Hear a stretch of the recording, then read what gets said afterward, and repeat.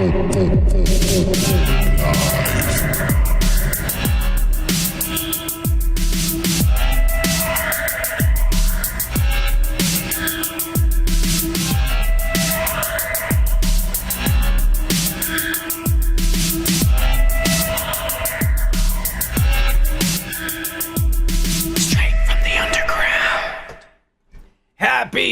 4th of July, and welcome back to the Underground Broadcast! WokePack. Live. Cheers, everybody! Wow. America is 249 years old.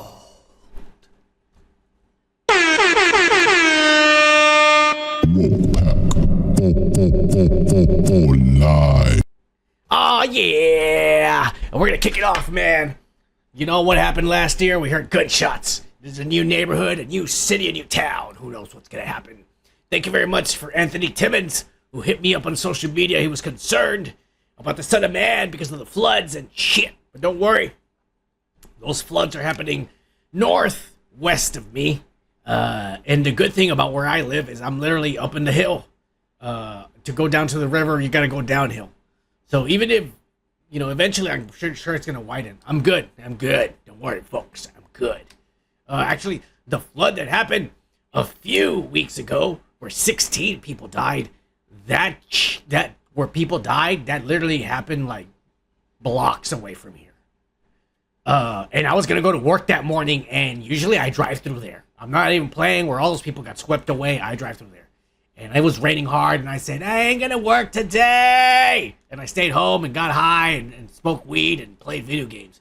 So, you know, sometimes just go with your instinct, you know? You never know. I could have been one of those 16. But thank God, hearts and prayers to the motherfuckers out there in West Texas, to the north of us, because it's pretty bad. There's a bunch of kids that were in a camp, you know, when parents send their kids to a camp for the summer, 270 kids, there's 30 of them missing because they were all camping. You know, they take them out into groups. It's your turn. And they take them out into groups and shit. Teach them how to shit in the woods and all that ass. Well, now they're missing. It's pretty bad. Pretty fucking bad. So, you know, just keep them in your prayers, motherfuckers. I know we're going to have a lot of fun tonight and shit, but just keep that in mind. Thank you very much for fucking Roast, for Super Saiyan Joko, for anybody who's donated. I keep forgetting who else has donated. Starscream, maybe. Appreciate you guys. We're trying to get a $50 so we can upgrade AI. You're going to see some AI. There's some of the AI is already on the thumbnail that you'll see and shit. But unfortunately, AI is a work in progress and shit. And yeah, it costs tokens and shit. So we want to upgrade it so we can get more tokens per month. And we're able to do more shit for you guys, because we usually run out like halfway through the month and shit, and I used a lot of tokens this fucking week, trying to do some shit you'll see later on. Anyways, thank you guys. Remember our social medias, you can go ahead and follow us, send me ass, literally, because Tony, Street Team Tony literally sends me fucking ass. Big ones too. Oh yeah. But let me hit it for you motherfuckers who are here tonight. Street Team Tony, who was here. I don't know if he's still here, but let me hit it for them motherfucker. Yeah. But you know, while you were singing that, I wrote another tune. You know? Oh, yeah? Yeah. Do you want to hear it? Yeah.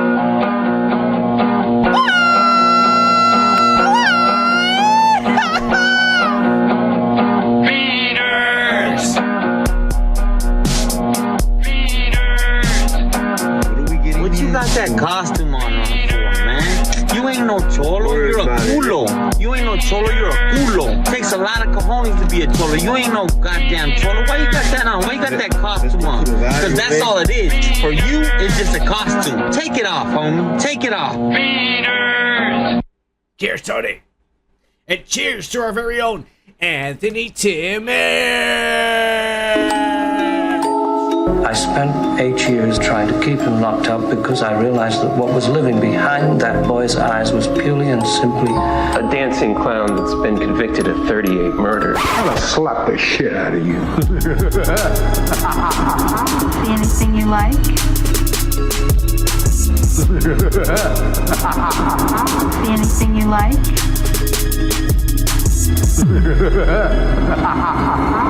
Hey, Timmons! Get your ass away from there! Cheers, Timmons.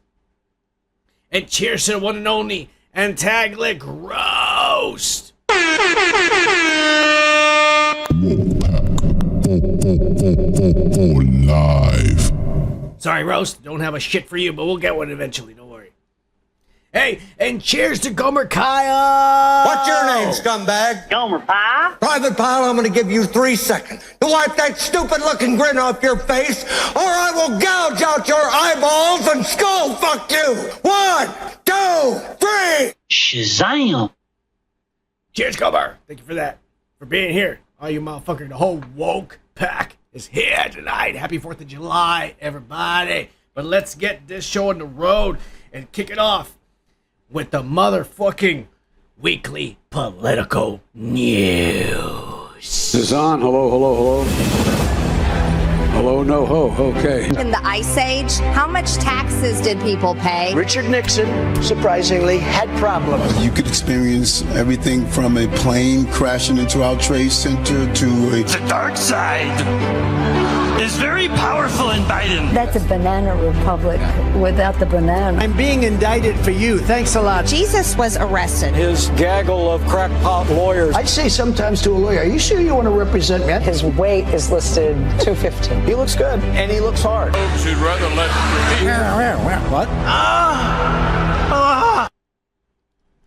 Cheers!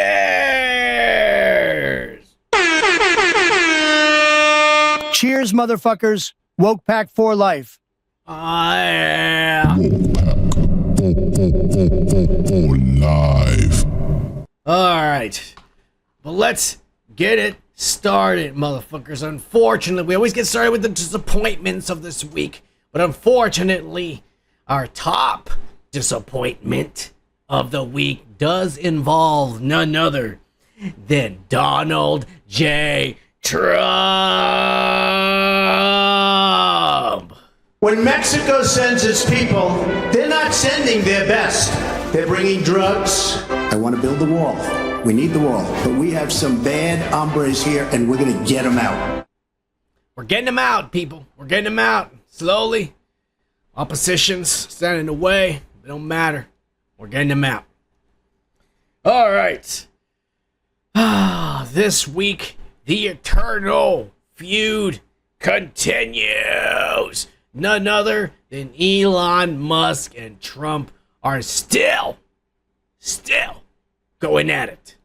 God damn it. Elon Musk is all over Twitter this week, all over the weekend, all the way through Wednesday, threatening to fund Democrats for next election if Republicans vote for this big, beautiful bill and shit. Yeah. He's talking about whoever votes for this, he's going to go and support other candidates to replace you come election time in November, he's saying. Getting really fucking bad. I personally don't understand why they're fighting. But as Trump said, and he said it before, Elon Musk is just pissed off because the big beautiful bill is going to get rid of the EV mandate that fucking Biden put in. That's right.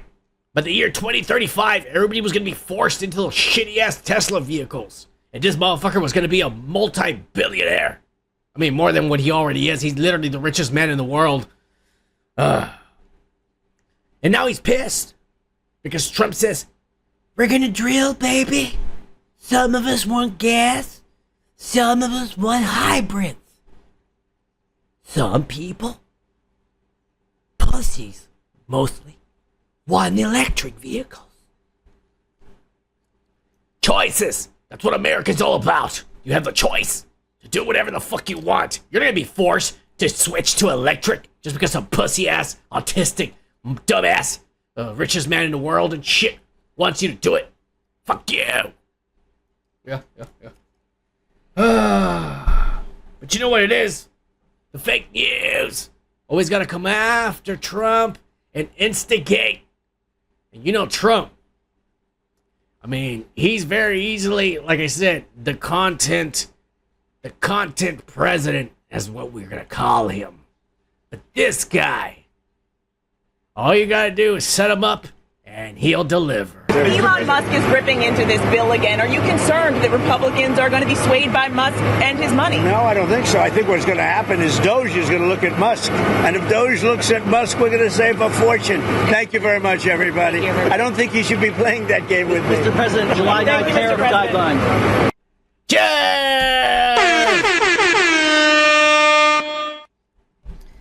Oh my God, Trump just said, if he continues down this path, the very monster he created, we're gonna sick it on him. Yeah, because he gets tons of tax breaks from the federal government for his fucking Tesla electric bullshit. Yeah. And Trump is saying, if he wants, we'll take a closer look at the books. Sorry about that. If he wants, we'll get a closer look at the books. And we'll save billions. Fucking Trump. Just egging him on and making it worse and shit. Doesn't matter. Everybody's talking shit. Because the big, beautiful bill was at the Senate. And it was at 50-50. It wasn't going to pass. It was going to be another 3, 4, 5 weeks of deliberation at the Senate. But nah, Trump said, hey, JD, get down there and handle this. JD Vance went down there with his Christian ass, and he did this. On this vote, the yeas are 50, the nays are 50. The Senate being evenly divided, the Vice President votes in the affirmative. The bill as amended is passed. On this guy said, oh, it's tied, huh? I'm the Vice President. I can vote as well. The bill's passed in the Senate. Bitches. Fuck you, Elon Musk. You son of a bitch. You autistic motherfucker. You traitor. You betrayer. Yeah.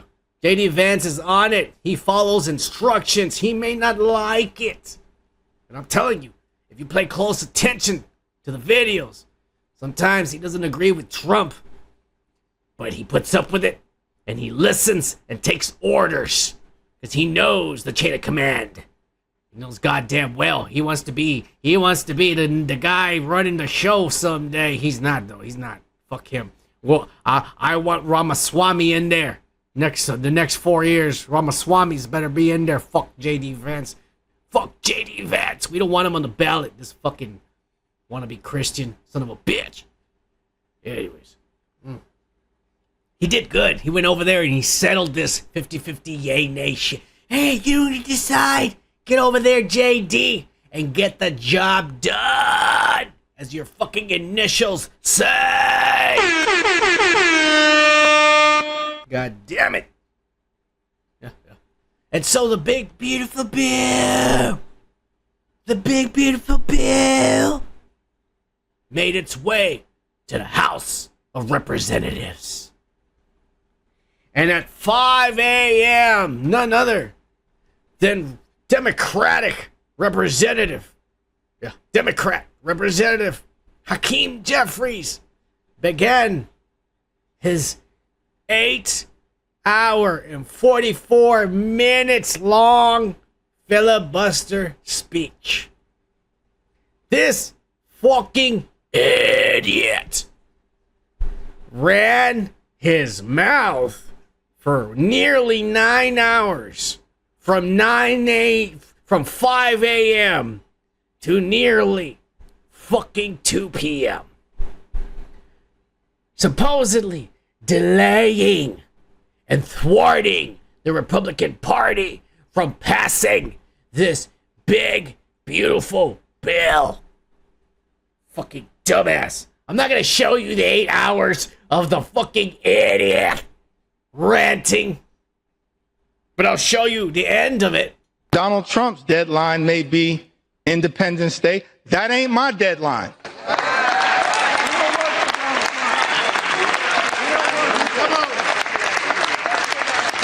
You know why? We don't work for Donald Trump. We work for the American people. Oh my God. You work for the American people, huh? Well, the American people just saw you fuck off for nearly 9 hours, an entire workday shift, while everyone else gets up in the morning, clocks in, and busts their ass off for 8 hours. This son of a bitch just fucked off on the job, and everyone watched him. On your fucking dime, on my dime, on our fucking dime, because we pay their goddamn salaries, these dumb fucking idiots. You know what this reminds me of? I had a job a very long time ago. I'm not even gonna say where it was. Whoever worked there with me knows exactly what I'm fucking talking about. But some dumb son of a bitch, who everyone, including myself, thought was sick and didn't show up to work, at the end of the day, walks out of the back room, and we're all like, what? What are you doing here? Where did you come from? It's like, oh shit. I fell asleep in the back. What time is it? The shift's over. Fuck. And he clocks out, and everyone laughs and says, the typical classic, I'm not gonna say his name, but we'll just say classic Jimmy. And everyone laughed. And I was like, classic Jimmy my ass. I got on a goddamn cell phone. I called HR and I told him this son of a bitch just clocked in for 8 hours and slept on the job. And everyone, including my managers, apparently are okay with it. You know what happened? The next day I got fired because apparently he was the nephew of the HR manager that I called to complain about. And that's how much life sucks, motherfuckers. It sucks so much ass that idiots like this dumbass waste time. Literally waste almost 9 hours of the day bullshitting and getting nothing done. Oh, but I'm fighting for the little guy. I'm fighting for you. Oh yeah? You know what happened after this dumbass finally sat down from running his mouth for nearly 9 hours? This happened. On this vote, the yeas are 218, the nays are 214. The motion is adopted.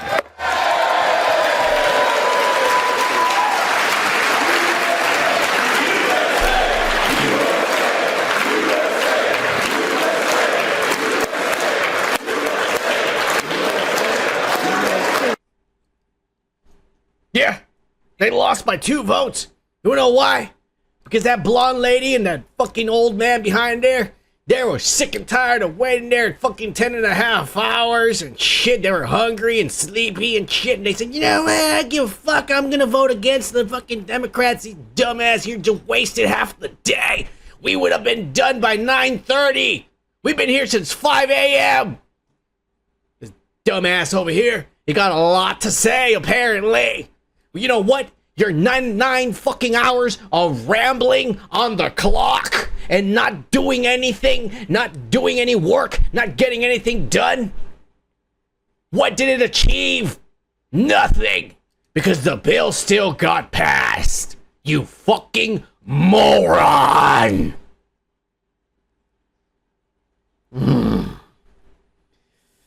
I gotta tell you guys, one of the worst things I've ever decided to do on this channel is start covering United States politics. Because every day I think I am a little bit closer to having a goddamn heart attack. Oh my God. Fuck you, Jeffries. Piece of shit. Filibuster. The bill got passed. The big beautiful bill for the America in the United States. God damn it. Son of a bitch. Well, let's get into what everyone's been talking about this week. Nobody gives a fuck about this black motherfucker who thinks he's gonna go down in history doing something badass. Motherfucker, no one gonna remember the 9 hours you wasted to achieve nothing in your entire fucking life. Idiot. Alligator Alcatraz. What everyone has been talking about. Yeah. Ever since Trump was a little boy, he was playing with his G.I. Joes. He knew one day he was gonna make a prison to throw all of his enemies in there. That's right. He knew it. And now he's done it. Alligator Alcatraz. About the length of 7 football fields and the width of about 4 of them, or some shit like that. I don't know. It's a lot of land. Yeah. Surrounded by a moat of alligators and shit. And a bunch of woke protesters. We'll get to them eventually. But god damn it, this is a state-of-the-art facility with the newest urinals. Brand new Walmart bunk beds. Those are the good ones. I can't afford that shit. Look at that lock on that gate. It's got the fucking numbers and shit. I mean, that's fucking high-tech and shit. I don't know, man. I'm not gonna lie. This air conditioner, it's got heating. They're gonna get fed 3 times a day. They're gonna have a recreational gym and basketball courts, too. God damn it, man. These motherfuckers are actually gonna be being housed better than I am. For fuck's sakes. Look at this shit.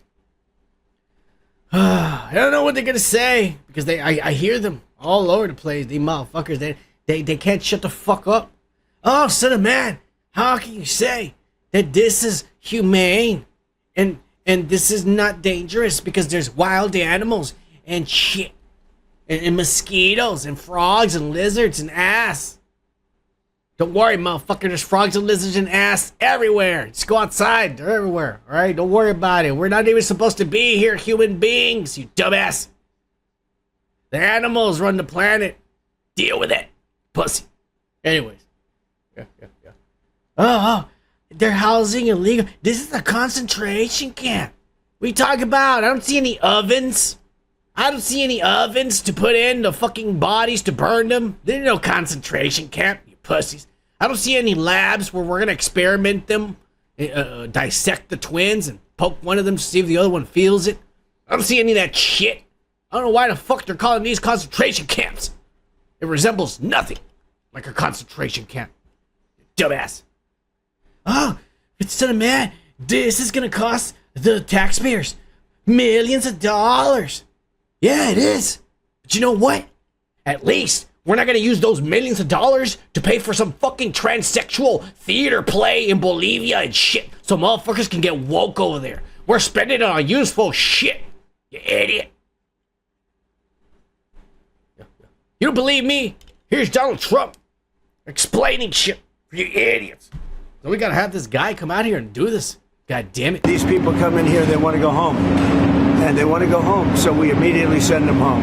You know, where it's appropriate. Now, if somebody's a real killer, we don't send them anywhere. We put them in a maximum security. They don't have to come here. If they self-deport and go home, they can come back legally. We will let them come back legally. And there is a lot of self-deportation. Yes. But if you wait and we bring you to this facility, you don't ever get to come back to America. You don't get the chance to come back and be an American again. It's that simple. This is not a Guantanamo Bay, a concentration camp. This is a pit stop on the way back home, motherfuckers. Right? Because there's a lot of motherfuckers we're sending back. They don't all fit in the planes. The planes have to come back, and then we load them up again, and then we take them. All right, it's not like we don't have technology to teleport these motherfuckers. So unfortunately, once the plane leaves, it has to come back. And while it comes back, the motherfuckers are waiting. They're gonna be waiting here. All right. And for everyone else who is not a criminal, because at the moment, we're only going after anyone who has broken the law. It doesn't matter if you broke the law by pissing in public because you couldn't hold it anymore. You broke the law. All right? You're getting the fuck out of here. That's the way it is. If I go to fucking France or Europe or fucking Scandinavia and shit, and I just decide to start living there and working and fucking doing drugs and drinking, probably breaking the law too, because you know that goes along with all of that shit. Oh yeah. And if I get busted by their law, they have every right to deport my ass, and I wouldn't expect anything less from another country. Go pull this shit in Paris, they'll deport your ass like that. You dumbass. We're being nice. We're housing them on our dime in state-of-the-art facilities. And they still find a way to complain about it. It's inhumane when they're doing and shit. Shut the fuck up. Shut the fuck up. Sons of bitches. This is good, right? This is good. Once we get everyone else out, like you said, if you want to volunteer, we'll get you a ticket, get out of here, you come back, do it the right way, like my family did. Look at me. Am I Anglo? Am I white? Fuck no. I'm the color of your shit, all right? Caca brown, as they say in my language. But let me tell you one thing. My family immigrated here the right way. Yeah. That's right. They paid their dues and their fees, and they passed their tests. And they even went through the probation period. Because people that do come here legally, guess what happens? You're not allowed to apply for any food stamps or any fucking Medicaid or any government assistance or no programs or nothing at all. You're not allowed for 3 fucking years because you're on probation. As soon as you're an American citizen, you're still on probation for 3 years. And if you fuck up just even a parking ticket or jaywalk within those 3 years, that's it. They deport your ass. So it's really fucking hard to become an actual American citizen. And the fact that people come here illegally and get all these things that the people who are doing it legally in the right way don't get is bullshit. And Cinnamon, you're lying. Fuck you. I just saw a news piece just last night. An entire family crying because they're taking away their house. Because apparently, I didn't even know this was happening. We're paying their rent for an entire house. They're getting food stamps, welfare, and everything. But all of a sudden, they're complaining Donald Trump's taking this all away. How are we gonna pay our rent? I was like, what the fuck? I literally just downgraded to a smaller fucking apartment. And shit. Struggling to pay rent. These motherfuckers have been having their bills paid for. Given food, stamps. And they still want to complain. On my dime, on your dime. Which is ass. Oh my God. Those are not my people.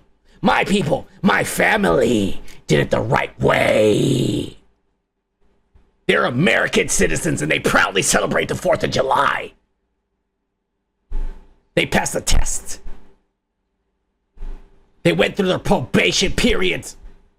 And they deserve the goddamn Medicaids and all the fucking bullshit that all the illegals are getting without having to do what they fucking did. Those are not my people. They'll never be my people. My people are not criminals. My people follow the law. My people are American. Maybe they weren't born in America, but they became Americans. And America accepts them. And gave them a fucking thing that says you're an American. You son of a bitch. Cheers! To my family. Live. God damn it. Pissing me off and shit. But you know Trump, the content president, he never fails to give us something good to talk about. At the same time, he was down there at Alligator Alcatraz. He still managed to give a little zings here and there. Enjoy. Oh, wait a minute. Holy shit. Depots all the way from the Netherlands.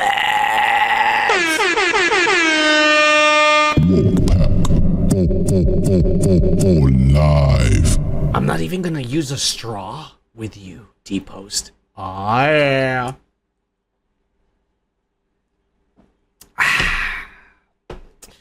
You see, Son of Man makes anything perverted. Cheers, motherfuckers! Now enjoy Trump giving you some zingers. Cause man, I love this guy. This guy, I would love to have dinner with him just to hear him talk. Mr. President, Mr. Governor, what's the message to Governor Gavin Newsom inside of this facility? Well, the first thing you should do is come here and learn something. Because they don't do this. They don't know. They wouldn't know where to begin. And if they did, it would cost them 100 times more. So I would say he should call the governor and Christie. I'm sure the secretary would be happy to do that and provide.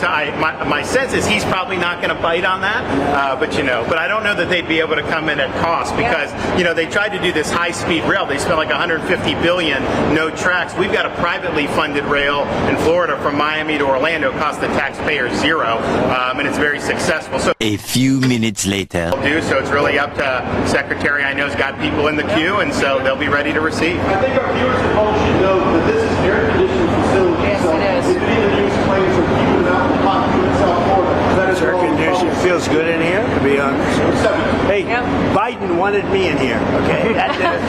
He wanted me. It didn't work out that way, but he wanted me in here. He wanted me in here. Cheers!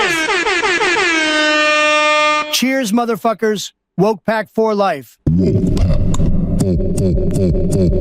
Live. And cheers to motherfucking Anthony Wyndham!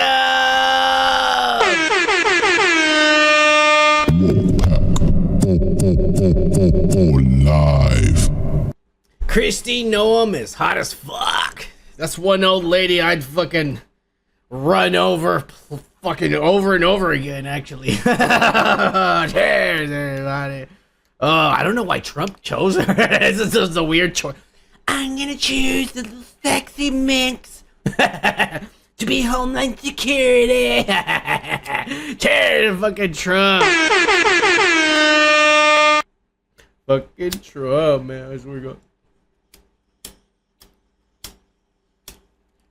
Thank you guys, all of you guys, for being here, you motherfuckers. Hope you're enjoying the show. I'm sorry. Happy 4th of July, everybody. America is 149 years old. No, I'm sorry. 249 years old. Everybody, that is very, very fucking special. Yes, you do, Anthony Wyndham. You do need an intro.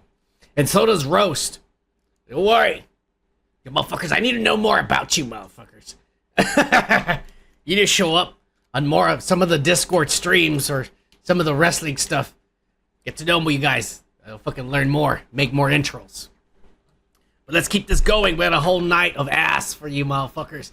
Cheers to the WokePack who's here tonight.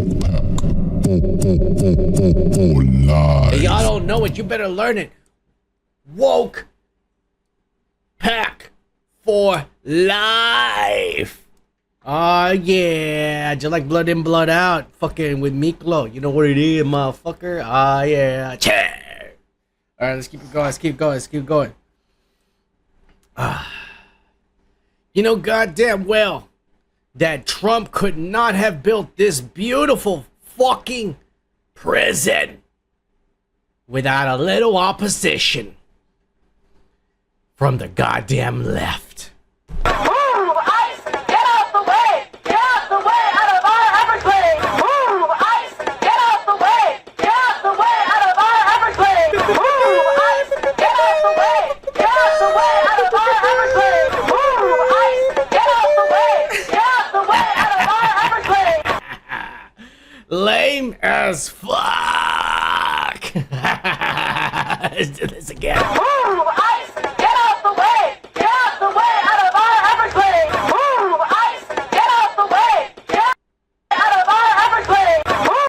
Oh my god. You know, it's almost embarrassing to see them do this. Like, it's like the idiot we just talked about who ran his fucking ass for nearly 9 hours. What does it accomplish? What does you going out there with your stupid ass cardboard signs and your chance of let me fucking Weird Al a song from Ludacris and do that shit? What does any of that accomplish? Because in all reality, they have to be smart enough to realize that things are still gonna happen. People are still gonna be brought in there. People are still gonna be fucking taken. There's nothing. There is absolutely nothing they can do. Unless they all had guns, armor, and a small private army. There is nothing they can do. You know what this is? This is unemployed people that need to go get fucking jobs or get something to do in life, a responsibility. Like, you need to pay one bill. Like, maybe your mom that's been housing you and shit needs to make you pay the electric bill, and maybe you wouldn't be down there yelling like an idiot, sounding like this dumb fucking little girl over here. The way out of our Everglades! Move, ICE! Get out the way! Get out the way out of our Everglades! Move, ICE! Get out the way! Get out the way out of our Everglades!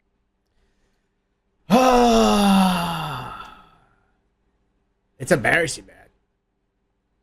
All these kids went to college and graduated, and they got their PhDs and their master's degrees and shit.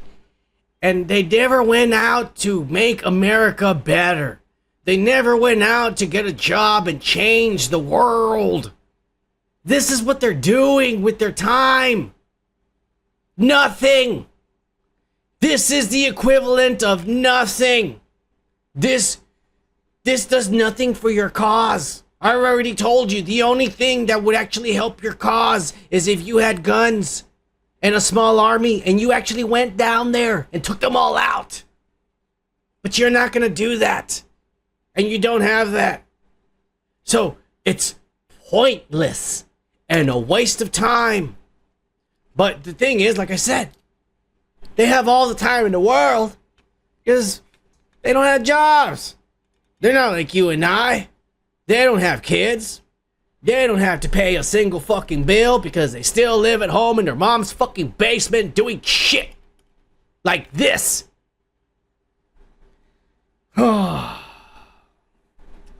Embarrassing. But I'm not gonna fucking talk no more about them motherfucking kids anymore. Because business is getting done. And whether these kids like it or not, this prison will be open for business starting next week. And in fact, they just caught and booked the very first prisoner to walk in there. Yes, my friends, today they brought in none other than that lying, cheating, fight throwing Julio Cesar Chavez Jr. was arrested by ICE. Donald Trump said, "Fuck you! How dare you come to America and cheat everybody by throwing a fight and letting Jake Paul win. You pussy. How much millions of dollars did you take? Not only that, but we know for a fact that you used to hang out with El Chapo's son all the time. And we don't want anybody associated with the Sinaloa cartel here in America, puto. And so fucking Trump sent ICE. Actually, it was Jake Paul. Jake Paul made the call. They're getting $1,500. Anybody who makes the call to fucking ICE to pick up a motherfucker. And Jake Paul says, I already got millions. Let me get an extra 15,000, 1.5K, whatever the fuck. I'm calling ICE on this bitch ass. And Jake Paul called the fucking Chavez Jr. and he's taking his ass back to Mexico. And dude, he not just gonna go, here you go, there you go, walk across. They're gonna hand him over to the authorities, bro. He's live. He's being involved in this drug trafficking thing. That ain't even a lie. Trump somehow made it happen. The Mexico's gonna fucking arrest his ass as soon as he gets over there. Because he's fucking in line with the cartels and shit. Oh my god, the dumbass. You should have beaten the shit out of Jake Paul, you dumbass. Taking an easy pay. Easy pay. Just like your dad. You pussy. God damn it. Julio Cesar Chavez Sr. Julio Cesar Chavez Sr. should be considered the greatest welterweight, light heavyweight champion of all time. And somehow, Floyd Mayweather is recognized more than he is. I don't care what none of y'all say. You go over there on Wikipedia and you compare records and titles, and Julio Cesar Chavez Mayweather cannot hold a candle to the titles and records that Chavez has. They're from two different generations. I understand that. But I'm letting you know.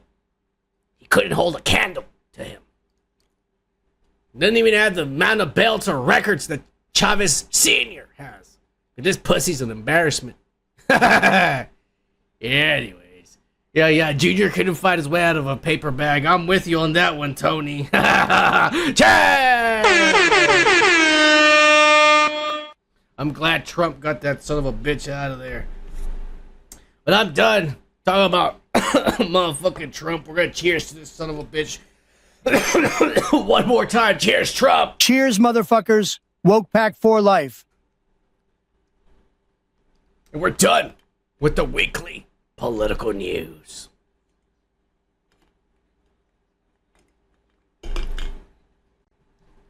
Alright. We're done. The fucking political ass went up.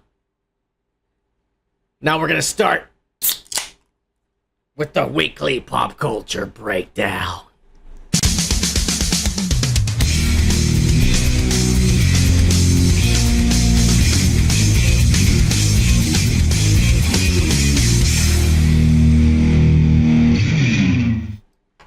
All right. What country doesn't come with its hardships, all right, Tony? More like, what life doesn't come with its hardships, right? Unfortunately, we do have some hardships tonight. So let's get them out of the way. The great, the legend, none other than Mr. Blonde himself, Michael Madsen, passed away this week at the age of 67, which is fucking young. Cardiac arrest. This guy looks like a smoker, like nicotine smoker. You know what I'm saying? Plus, eats red meat, fucks hookers, cocaine, shit like that. Yeah, he's a badass. Smokes weed, cigars. This guy's a legend. God damn it. Pretty much in every Tarantino movie. The, Reservoir Dogs, fucking Mr. Blonde, the fucking Kill Bill. Shit. I didn't even realize his sister, I forget what her name is, fucking La Bamba, you know? She came out and she's like, oh, I miss my brother. And I saw her picture and I'm like, wait a minute, that's his sister? And I was like, holy fucking blew my mind because I've seen her in a bunch of shit too. That's crazy, bro. This sucks, man. This guy's good, man. But I don't know. I think he's a little young, but it's probably his lifestyle, like I said, man. I mean, at least he lived a good life, you know. They said he started off as a gas station attendant, got lucky, got a break. Tarantino saw something in him. Tarantino and him. Tarantino was fucking looking for some cocaine.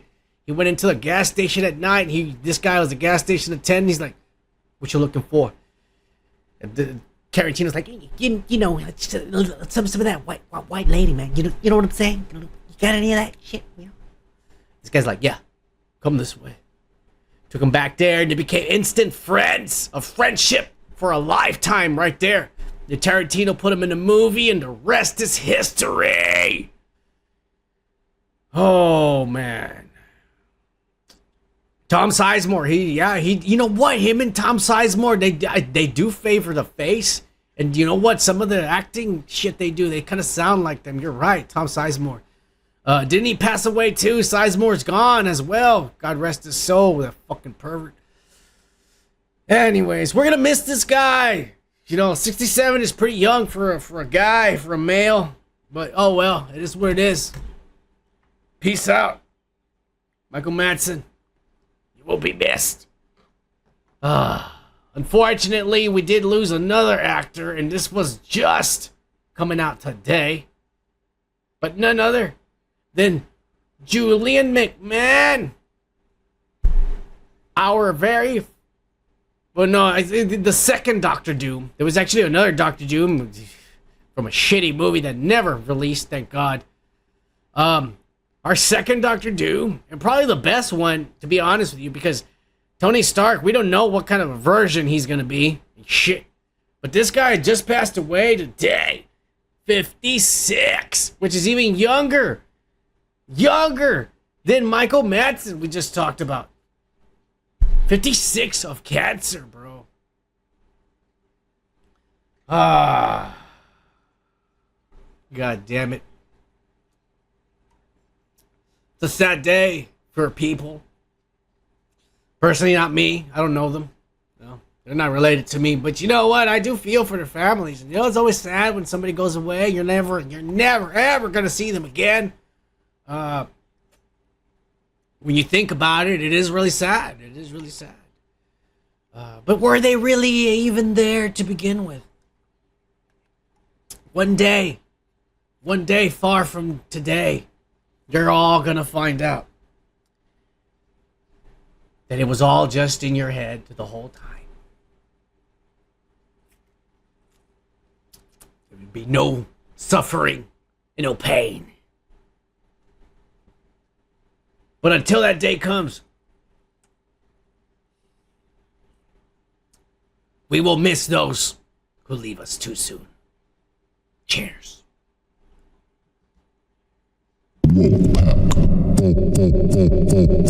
Live. Alright, enough of that. Enough of that ass. Take a hit real quick, because I'm going to need it. Yes, Tony, Tom Sizemore was a fucking pervert. We covered it.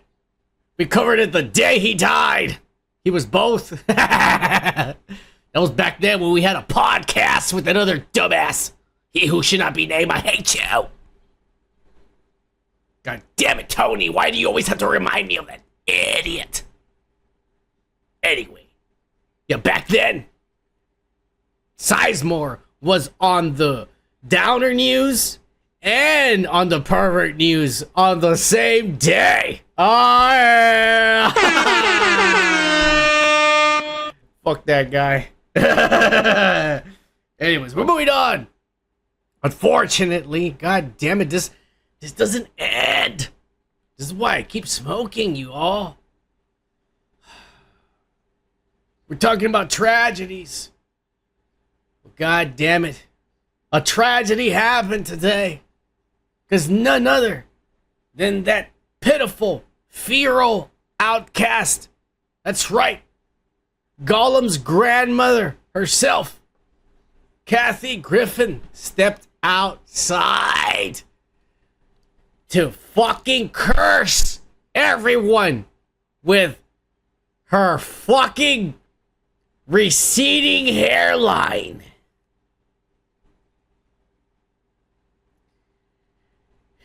She has transformed into Carrot Top's grandmother, everybody.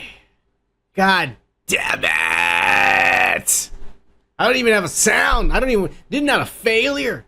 This is like a plane with 300 plus passengers just crashed into a daycare inside of a skyscraper with an atomic bomb. This is just... I mean, if I looked like that, thank God I don't, I would never go outside. God has blessed me with this beautiful complexion and this beautiful cover girl makeup. Oh yeah. This chick goes outside with her half bald fucking fro. She dyed her hair that morning, but she left the dye on too damn long, so half of her hair on her head fell off and shit. This living vampire, this Nosferatu, going out to get some sunlight. Look at this. God damn it. She was fuckable 30 years ago, and ASAP Rocky fucked the shit out of her, and I think that's probably what ruined her. ASAP Rocky is into all that demonic voodoo ass, and he probably stuck something inside of her, and it grew and it grew and it grew. She does look like Pennywise Tony. Cheers!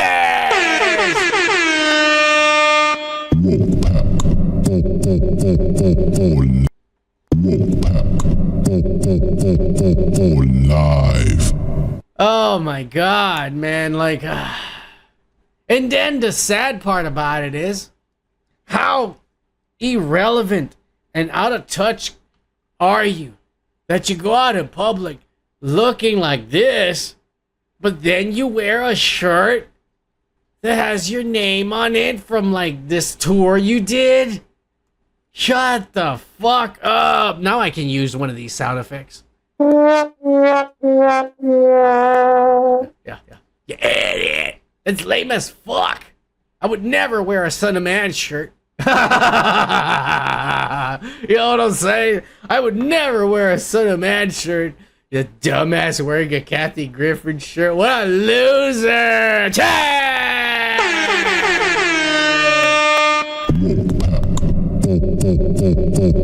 Live.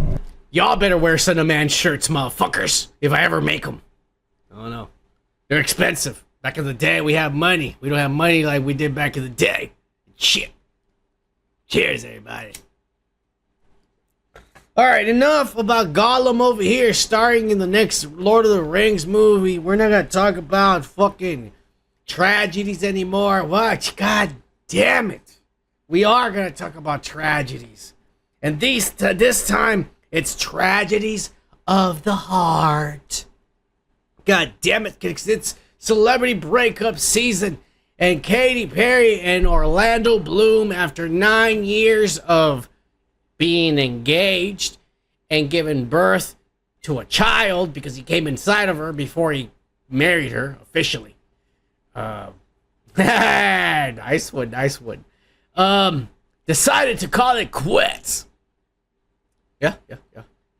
He's done with this astronaut who just went into space. Y'all, in case you didn't know, she went into space. The first all-woman crew going into space. Live.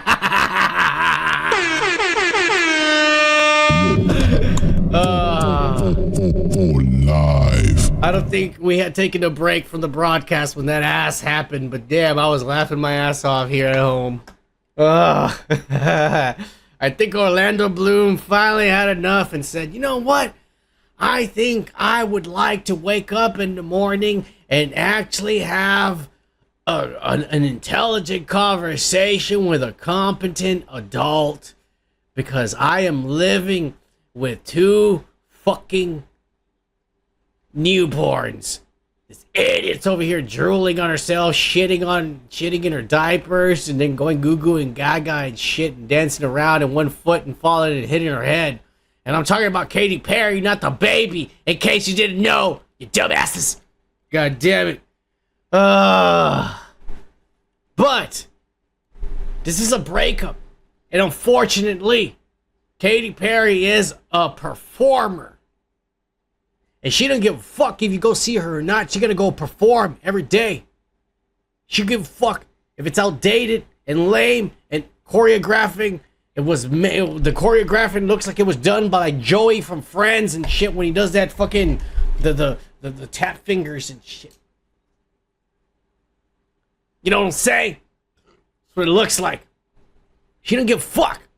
She's there for her fans. It doesn't matter what's happening in her life.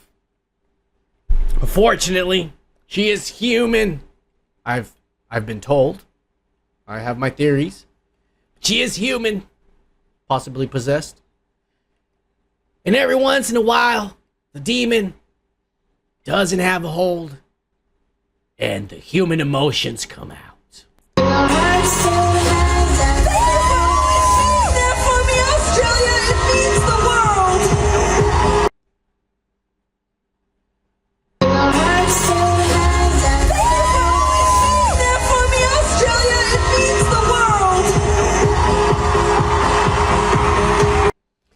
Thank you for always being there for me. It means the world. Her voice cracked and she almost cried. And god damn it, I ain't gonna lie. It almost makes you feel sorry for her. And boy, do I mean almost. Because you're anything like me. You suddenly remember all the motherfuckers she's been with in the past couple of years. Alright, this is right before Orlando Bloom. Alright. The gym class heroes, remember that show?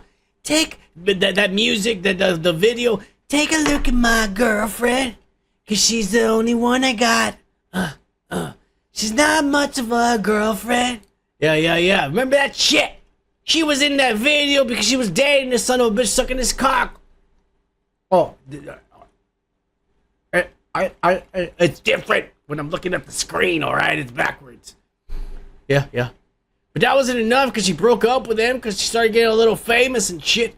And then she saw Maroon 5's guitarist because she couldn't land that other fucking pussy ass because he was already taken. Even though he cheats with little girls and shit on his wife. What's his name? That guy from The Voice? I don't give a fuck. But anyway, she started fucking the guitarist.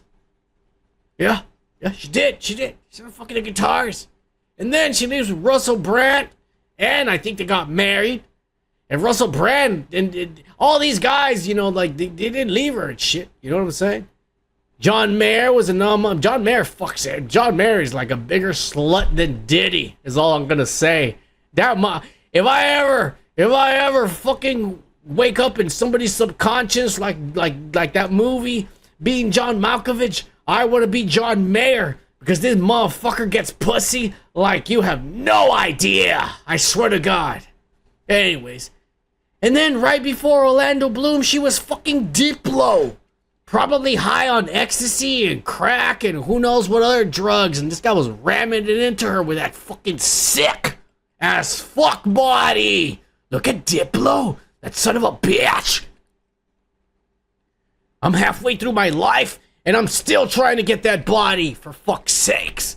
The son of a bitch does ecstasy every night of his life, and he's looking like a god, like a Greek god. Those are goddamn good genes.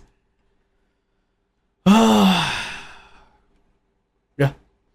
And in between all these guys that she fucked, there's other flings that were only like for 1 week, because I know she also dated that guy from Good Charlotte, one of the twins, one of the Madden twins. She fucked one of those guys for like a week, sucking his dick, and she didn't like the taste of his cum, so she moved on to someone else. Look, let's be honest with you. Katy Perry. Alright, All right, Katy Perry has seen more rides in the Six Flags fucking season pass, motherfucker. That's all I'm gonna say. That little girl, oh fuck, I'm pressing all the wrong buttons here. I'm sorry, you guys. That little girl, she claims to be a Christian for the Christian family. She sold her soul to the devil. She talks about in her songs about fucking aliens and shit. Yeah, there's a song where she talks about having sex with an alien, giving up her soul from an interdimensional being and shit. Yeah, that was the kind of shit people were growing up and listening to. This dumbass over here. All these guys have run through her, and none of them has stuck around. I wonder why. She's an Illuminati fucking possessed demon. That's why she is. Motherfucker walks in one day and they see her fucking humping a ram's horn. And her fucking, she's throwing up at the same time and her eyes are fucking rolling back in her head. Yeah. What the fuck did I fucking just went into and shit? Nobody wants to be around this little girl. She's crazy. Sold her soul to the devil. Fuck Katy Perry. Yeah. Celebrity breakup season, everybody. Fortunately, it's not just affecting the record pop plants, satanic pop plants that the record industry has placed out there. Unfortunately, it is affecting some of our new country stars. Like Post Malone and his new Asian girlfriend. This guy likes Asians. I don't know why. He likes anime. He watched a lot of anime. He's obsessed with the tentacle shit.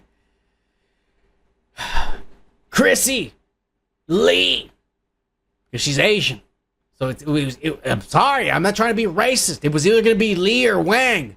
Just so happens it's Lee for this one. Chrissy Lee broke up with his ass.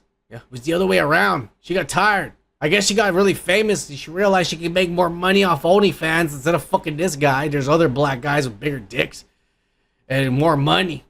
Or she could make her own money. Fuck this guy. And she's not bad. I like her little legs, her little tan. It's not bad. You know what? I'm not really that into Asian chicks. I mean, Chinese, maybe. I don't know what she is. She definitely doesn't look like she's pure Chinese, is all I'm gonna say. But unfortunately, this is affecting Post Malone because some people are claiming that he has fallen off the wagon. Yes, my friends, he's been seen on stage being drunk as fuck, and in this instant, tried to cheers this little girl to only fall down. Embarrassing, but I think we've all been there. Just like him. I mean, not, on stage with millions of people watching us. But we've been there where something embarrassing happens to us. And I feel bad because, man, he was trying to cheers his fan. Cheers, motherfucker. He said, look at your titties. Cheers, bitch. And he fell. That's about a 5-foot drop. If you think about it. Shit. Oh, shit. That motherfucker, I mean, that's a steep fucking drop. I hope he didn't face plant it because look, on one hand, he had this, the microphone, and on the other hand, he had the fucking beer. So I feel like he got hurt regardless. That chick, I would've fucking arrest her. If Son of Man's playing a concert and somebody tries to cheer me and I fall, bodyguards, grab that person, beat the shit out of them and arrest them and sue the fuck out of them. I don't care if they're poor. Don't you come to a Son of Man concert, you're not gonna have fun. Cheers!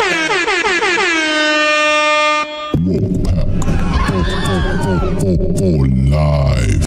These white boys like Asian women, fellas. They do. Poor Post Malone, jumping off the wagon or whatever the fuck, cause he's drunk as fuck. But anyways, we're done with Post Malone. Let's move on to the big shit that happened this week. I think you all know exactly what I'm talking about. Let's get into the nitty gritty. Diddy. Stop. I thought I told you that we won't stop. I thought I told you that we won't stop. I thought I told you that we won't stop. I thought I told you that we won't stop. I thought I told you that we won't stop. I thought I told you that we won't stop. I thought I told you that we won't stop. Yeah. Oh my God. This week, Sean Puffy Combs was cleared and deemed innocent of 3 of the 5 charges held against him.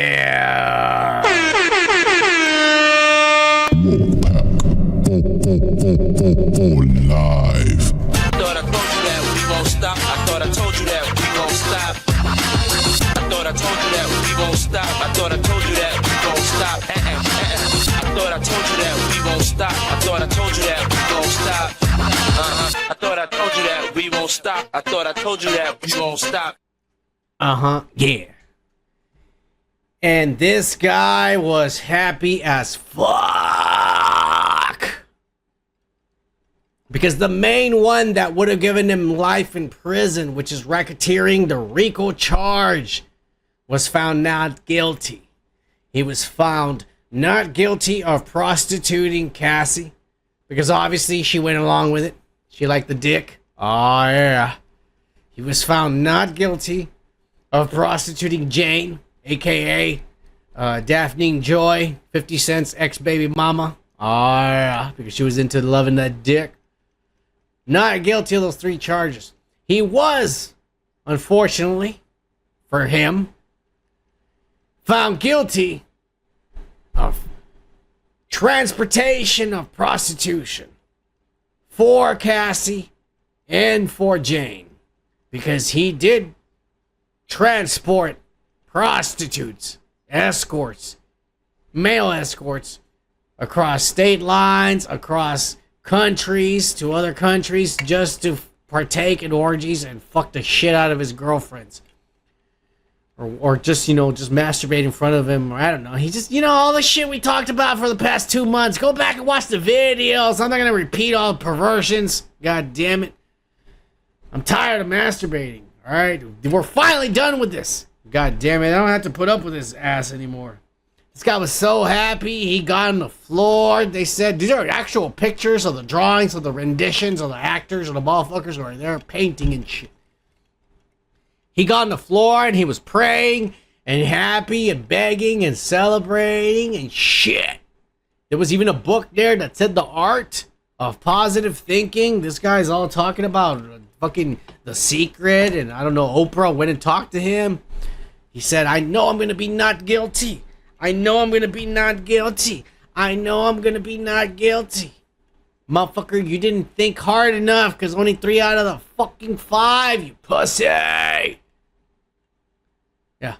Each of those transportation prostitution counts that he was found guilty for, by the way, can hold a maximum of 10 fucking years.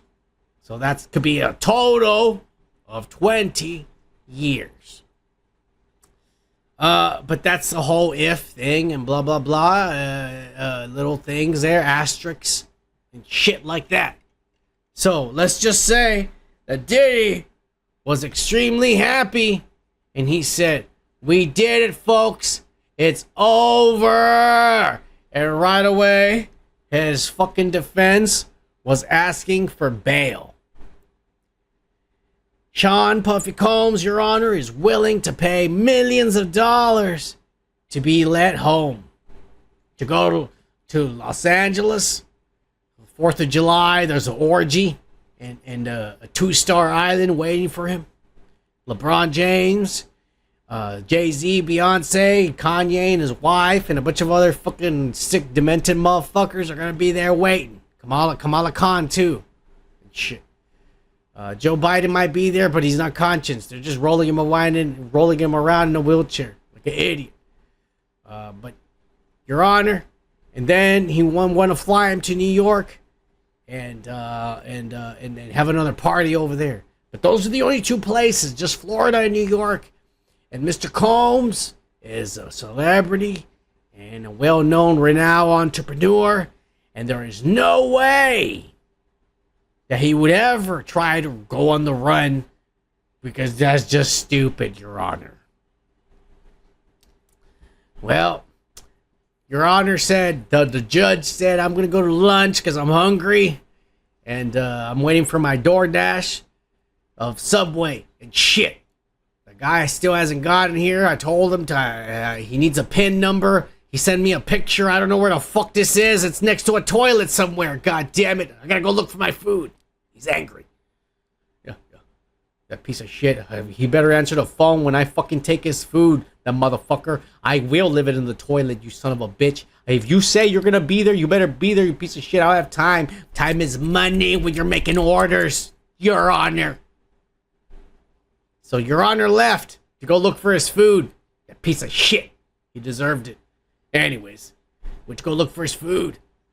And while he was gone, he started getting emails suddenly from all the people who testified against Diddy, all his ex-employees and the prostitutes and Cassie and all the women. And they said, we're scared as fuck of this guy. He has millions of dollars and he runs a criminal empire and he's gonna have us murdered. And all of a sudden tomorrow you're gonna say that we all died of pneumonia just like his ex-wife. Your Honor, we plead, we beg you, please. Don't give him bail.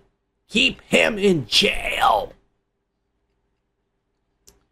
Your Honor, the judge was eating the Subway in the toilet where he found it, where he deserves to find it, a piece of shit. And he's reading all these emails, and he goes back. And he tells Diddy and his team and everyone, I read everyone's concerns, and you know what? This guy has been on film beating the shit out of this little girl.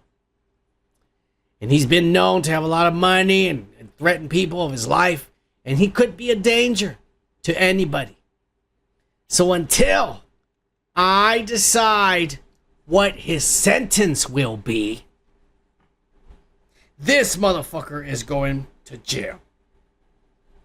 Not only that, but I'm not going to decide his sentencing until October the 3rd at 10 a.m.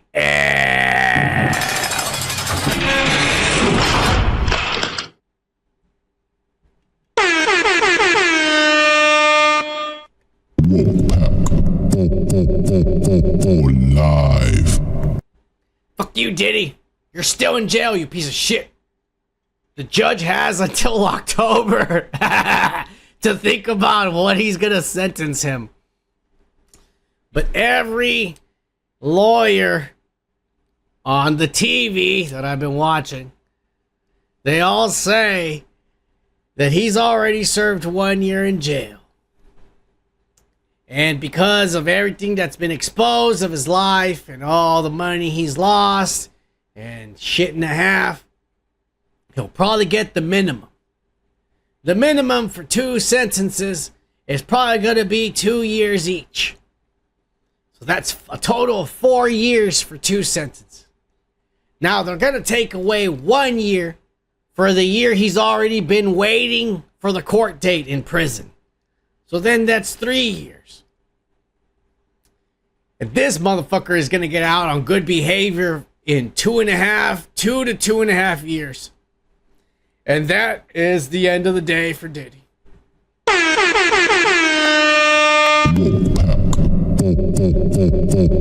Live.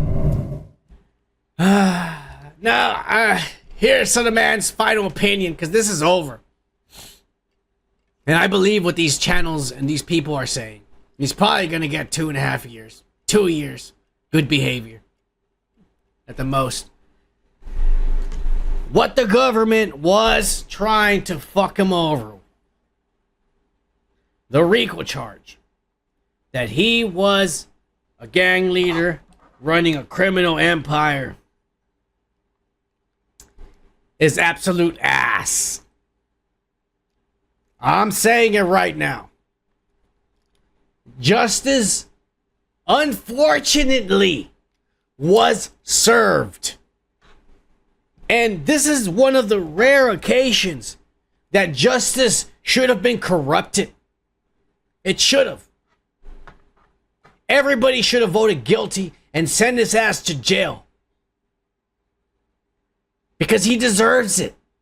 For the horrific things he put those little girls through. He does deserve it to be in jail for the rest of his fucking life.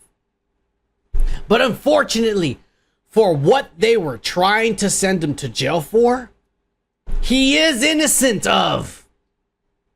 He's not the leader of the Bloods or the Crips or some kind of mafia.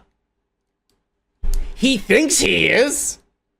And he orders his employees like if they're gangsters, but his employees are white motherfuckers from college.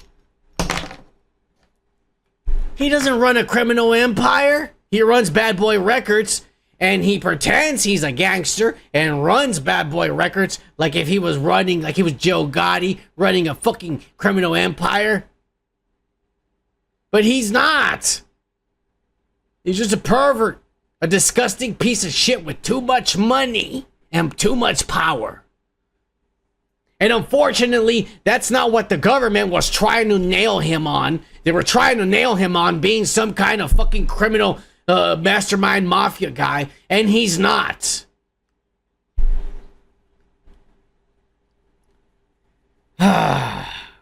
So unfortunately, justice was served. The system worked. And I say unfortunately. Because a lot of times the system works against people and people go to jail. And he should go to jail. But it didn't. It worked. The jury did their job correctly, man. They did. You can sit there and say, "You should be in jail. Fuck the jury." No, the jury did their job right, man. They did. The only thing he's actually guilty of is transporting a male escorts, prostitutes, across state lines, across countries, to engage in sexual activities, which is what they found him guilty to. He did not force those little girls to do those things. Those little girls willingly did those things. And yeah, deep down inside, they didn't want to, but the money and the lifestyle and everything they had, well, that was more important to them than their self-respect. Jane, 50 cents X. It's the cat's out of the bag. Daphne Joy. She's an OnlyFans porn star. She knew what she was doing. She was getting paid $10,000 a month plus whatever the fuck else Diddy bought her. He should be in jail. He's not a good person. I'm not defending him in any way. I'm just saying the law was served. Justice was served correctly. Unfortunately, it was, y'all. It was. Well, we'll find out on October how long this motherfucker is gonna get. I hope the judge is corrupt as fuck and he gives him 20 years. This is still not over with him.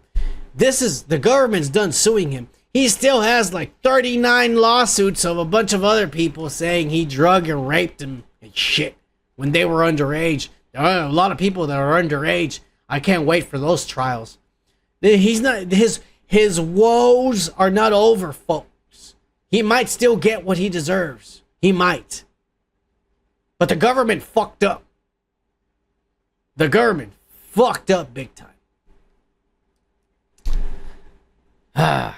Well, it was a fucking shit show outside of the courtroom, as you would have imagined, and motherfuckers were out there trying to make a quick buck.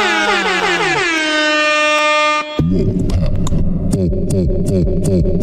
Live. Motherfuckers were selling Sean John shirts, baby oils, lubes, fucking custom made. Like, motherfucker, you don't understand that Diddy is a hero to these fucking guys out here. Because even after all the perversions and everything disgusting that this piece of shit has done, somehow Diddy always finds a way to still give back to the community. And he has made opportunities for others, young entrepreneurs, to make money off of his bullshit.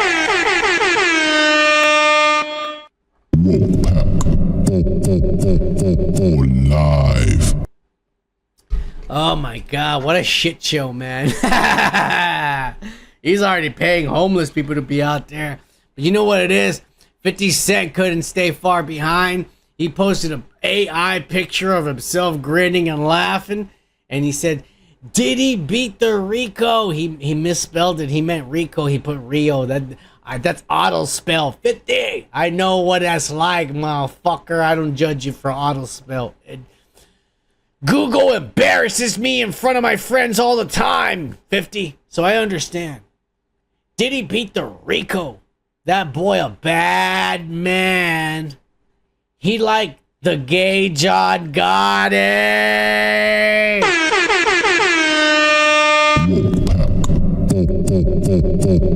Live. Fucking Diddy. And you know what? Just because 50's saying it, we're gonna do the woke son. Cheers, Gomer!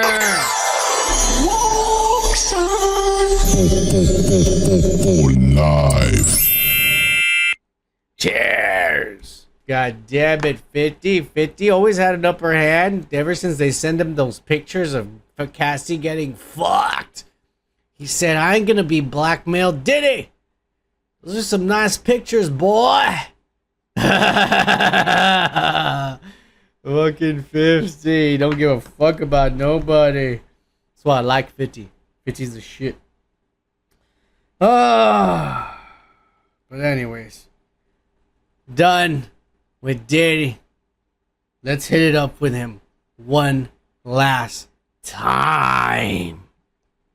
I thought I told you that we won't stop. I thought I told you that we won't stop. I thought I told you that we won't stop. I thought I told you that we won't stop. I thought I told you that we won't stop. I thought I told you that we won't stop. I thought I told you that we won't stop. I thought I told you that we won't stop. Yeah. Turn off, Diddy. Thought I told you that. Damn it. Turn off, you pervert. Why are you still on here? There you are. Fucking Diddy doesn't want to go away. We're done with the perverts for the week. Well, let's move on and finish off the pop culture breakdown this week with a little bit of racism. And no, I'm not talking about Kanye. I'm sorry, Yeezy. Not this week. He's laying low. He got banned from Australia for that Hitler song. So he's laying low this week. But I am talking about some other racist. None other than Liam Gallagher from Oasis. Y'all remember Oasis? Remember that song? How does it go? I wish you would step off from that ledge, my friend. No, wait, that's not them. That's fucking Three Blind Grace or some shit. No, wait, Oasis is the... Oh, yeah. You're my wonder wall. And after all, you're my wonder wall. Yeah. That's Oasis. Yeah, I remember. Anyways, these pussies are finally having a reunion tour after 15 years of twin brothers or twice removed from their families. I don't know. They're related. They never spoke to each other because they fucked the same girl or the same guy. I don't know. They're just angry. Look at his face. It shows you how much hatred is in his soul. But they're finally reuniting for a worldwide concert. Everybody's going to go crazy. Why? Because after all, They're your Wonderwall. Yeah. It's gonna be awesome. Epic. Millions of dollars are gonna be made. Unfortunately, this idiot, a day or two ago, ruined it and self-sabotaged the entire world tour by posting 2 fucking words. Ching Chong. Oh wait, I don't have it on here. Sorry. Oh my God. What an idiot. I don't know what, was he high or drunk? Look, you know what? There's no fucking way to, I am under the influence about 90% of the day. And the shit that comes out of my mouth is probably illegal in some states. But I would never, ever say something like this. In fact, I can't even remember the last time I must have been 5, 6 years old when I said that derogatory fucking expression. Wow. What a fucking idiot. Self-sabotage their entire world tour. And right now, every Korean, Asian, any Chinese, Japanese, any Asian motherfucking fan, and fuck a lot of white fans, because you know how they are, they're really woke. All the white fans are pissed. And they're racist and unwoke in 2025. Everybody's not going to go to their shows. Everybody's asking for refunds. This guy just self-sabotaged one of the greatest comebacks in all of pussy-ass music history. But this is pussy music. This is for motherfuckers that are in love or jacking off by themselves at home and shit. Oh my God. God damn it. There's a lot of Korean fans, Gomer. There's a lot of Koreans that listen to this pussy ass shit. Cheers!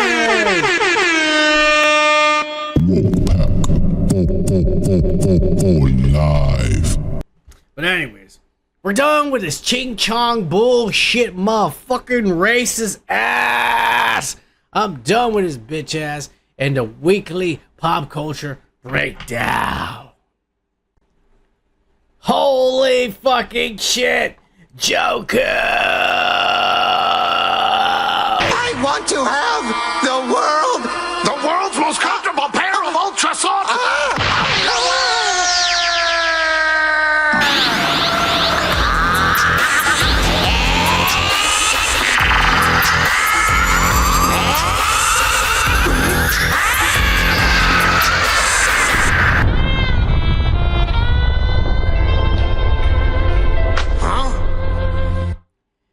Cheers, Super Saiyan Joker! Oh my God! I knew. You know what? I'm not gonna lie, Joku. You were breaking my heart. Joku is always here, all the time, all day, every day. Joku is my secret lover. The motherfucker. Hey, he wasn't here, but you know what, Joku? I know you got a family. You got like 12 critters crawling all over you, motherfucker. And I was like, yeah, he's out there doing the fireworks, and good for him. I want him to be with his family and his children. So, you know what? That you showed up right now. I thank you, Joku. I appreciate it, motherfucker. I love you.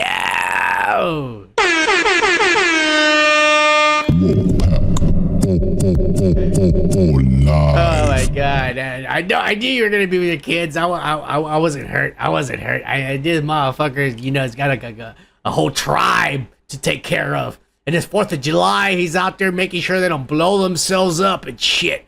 So yeah. Cheers, Joku.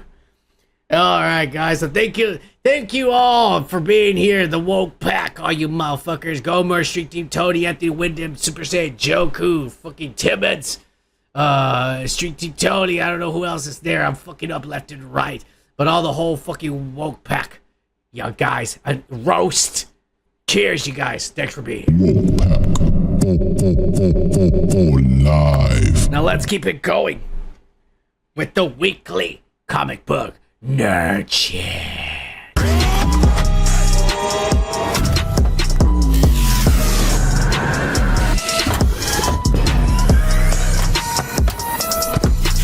Oh yeah!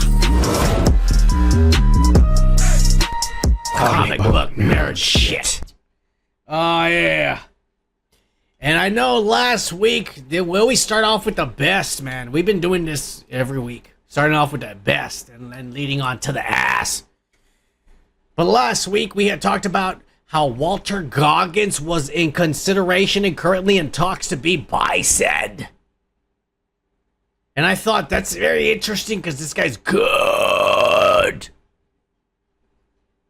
But now it's come out that none other than weird as fuck David.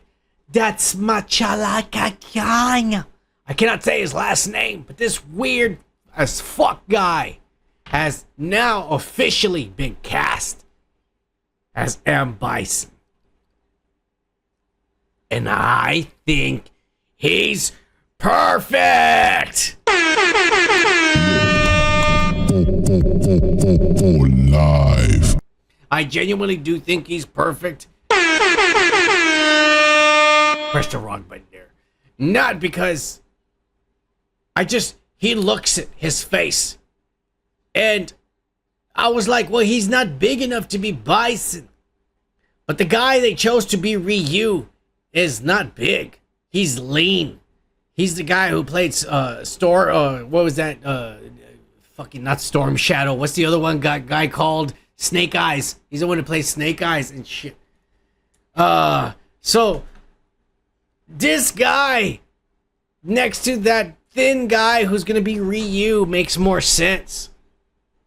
I still think he should at least try to work out a little bit more before they get into, principal photography or whatever.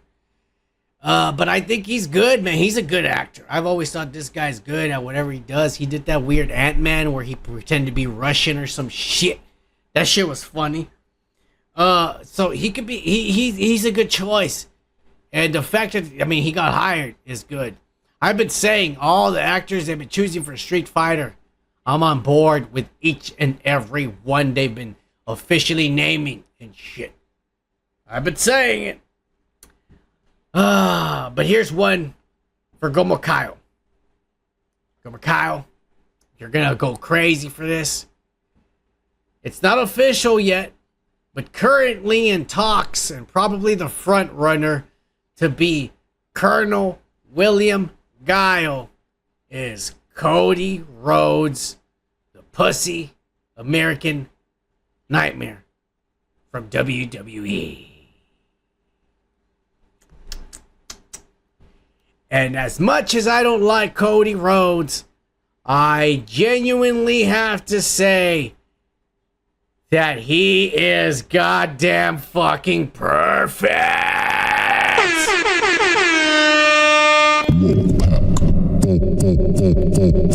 Live.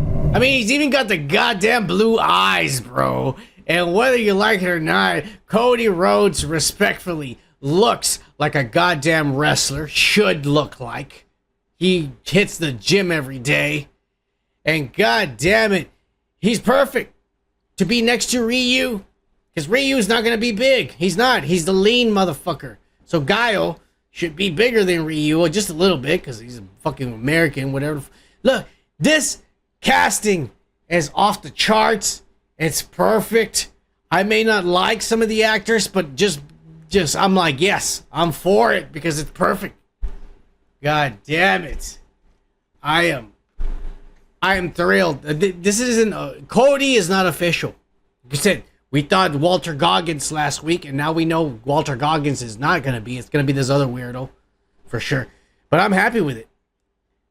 This is not official, but I hope so. He's perfect. He genuinely is perfect. He already has the goddamn American flag on a very shitty skull.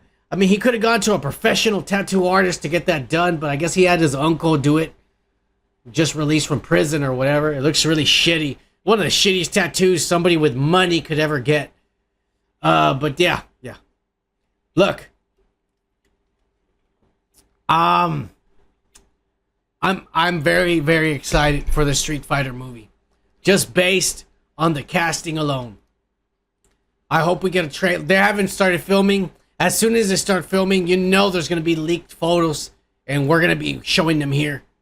Akuma is the tribal chief. For fuck's sakes. That's awesome.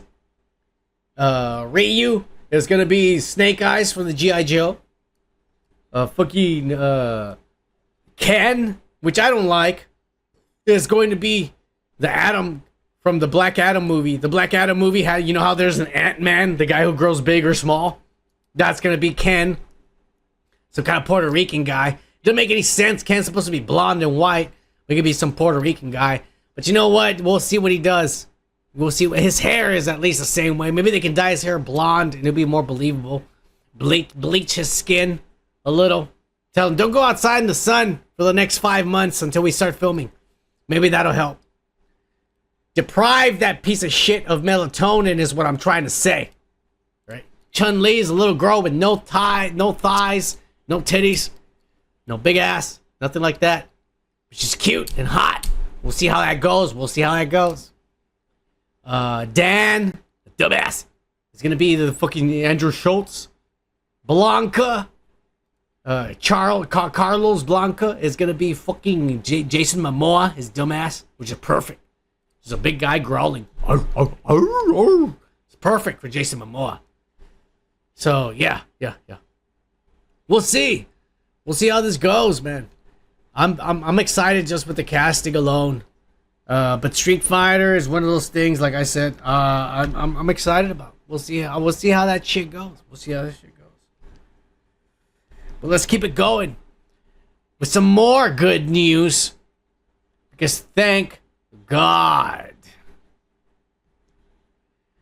that dumbass Taika Waititi's Akira has finally been canceled indefinitely, and the rights have been reverted back to the original Japanese anime studio.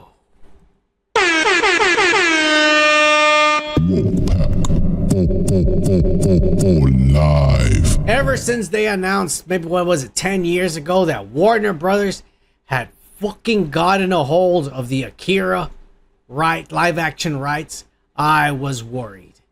And then they put Taika Waititi in charge of it.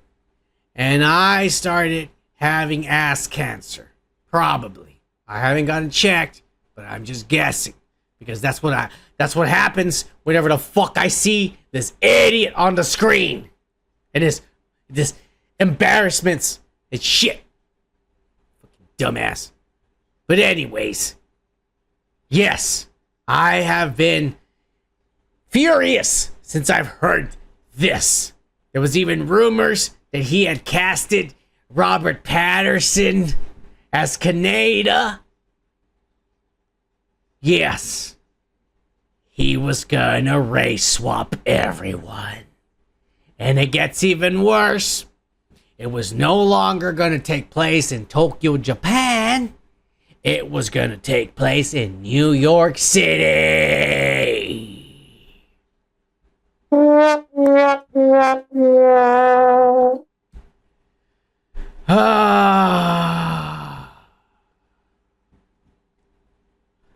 I better put out some respect on her, Kendall. Cheers, Melissa!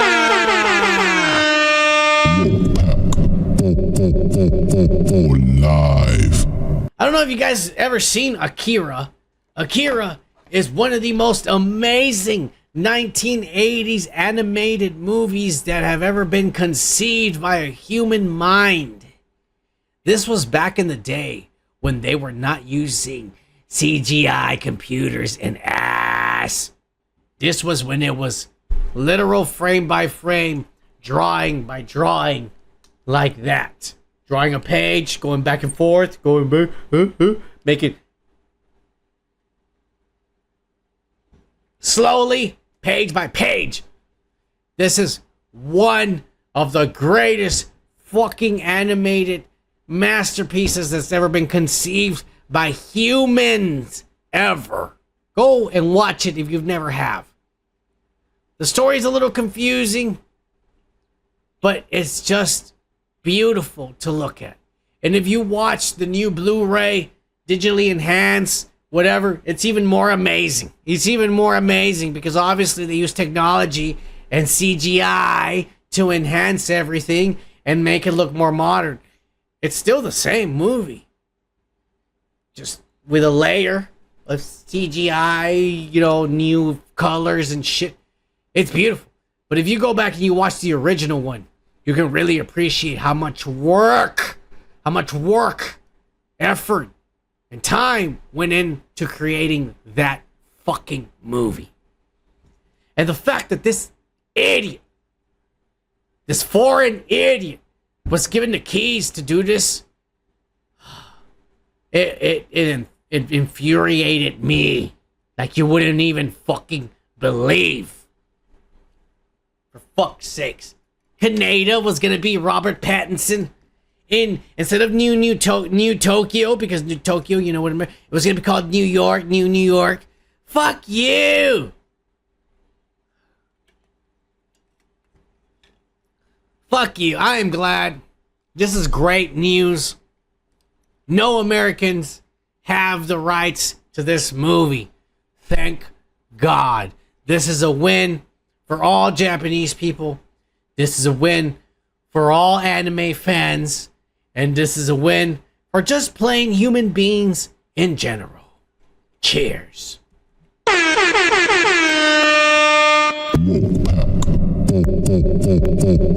Live. Oh, fuck, Tony.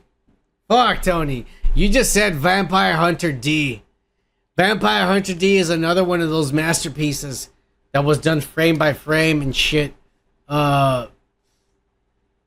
Grave of the Fireflies is another masterpiece. And what's another one? Ninja Scroll. Ninja Scroll is another goddamn fucking masterpiece. Yeah, cheers to those. Those were fucking legends, man. Those guys should be remembered. Those guys have fucking pushed the limits and sacrificed years, days, hours. I mean, just fuck, man. They just spent a whole years of their lives just trying to do these projects. That's just amazing. Amazing. That's all I'm gonna say. Live.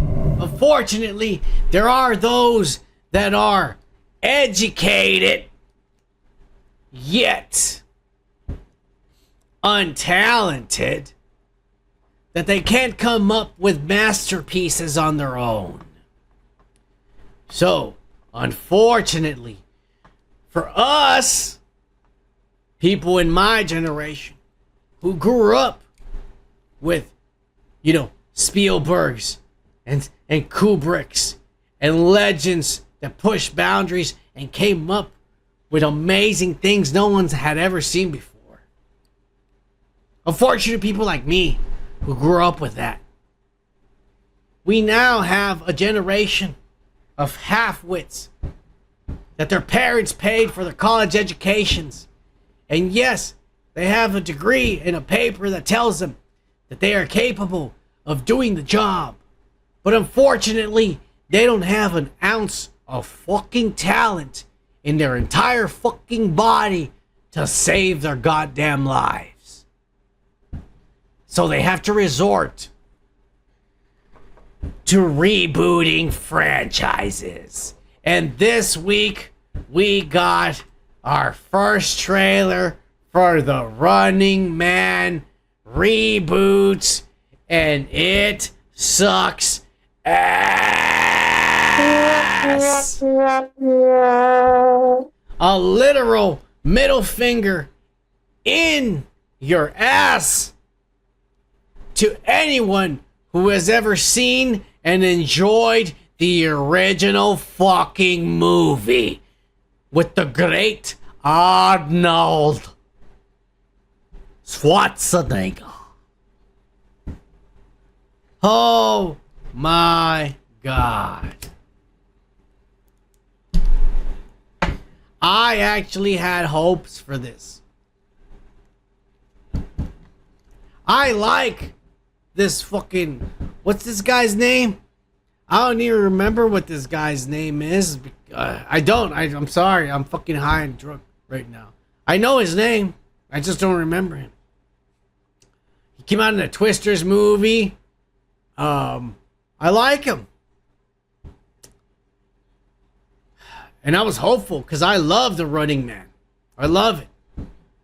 This is absolutely nothing. Nothing like the last movie. Oh, the director says, and this idiot says, oh, but we got Arnold's approval. And we even have tons of Easter eggs in the movie to reference the last one. God damn it. I need to take a hit of this. Fuck you. The original movie was in a dystopian future.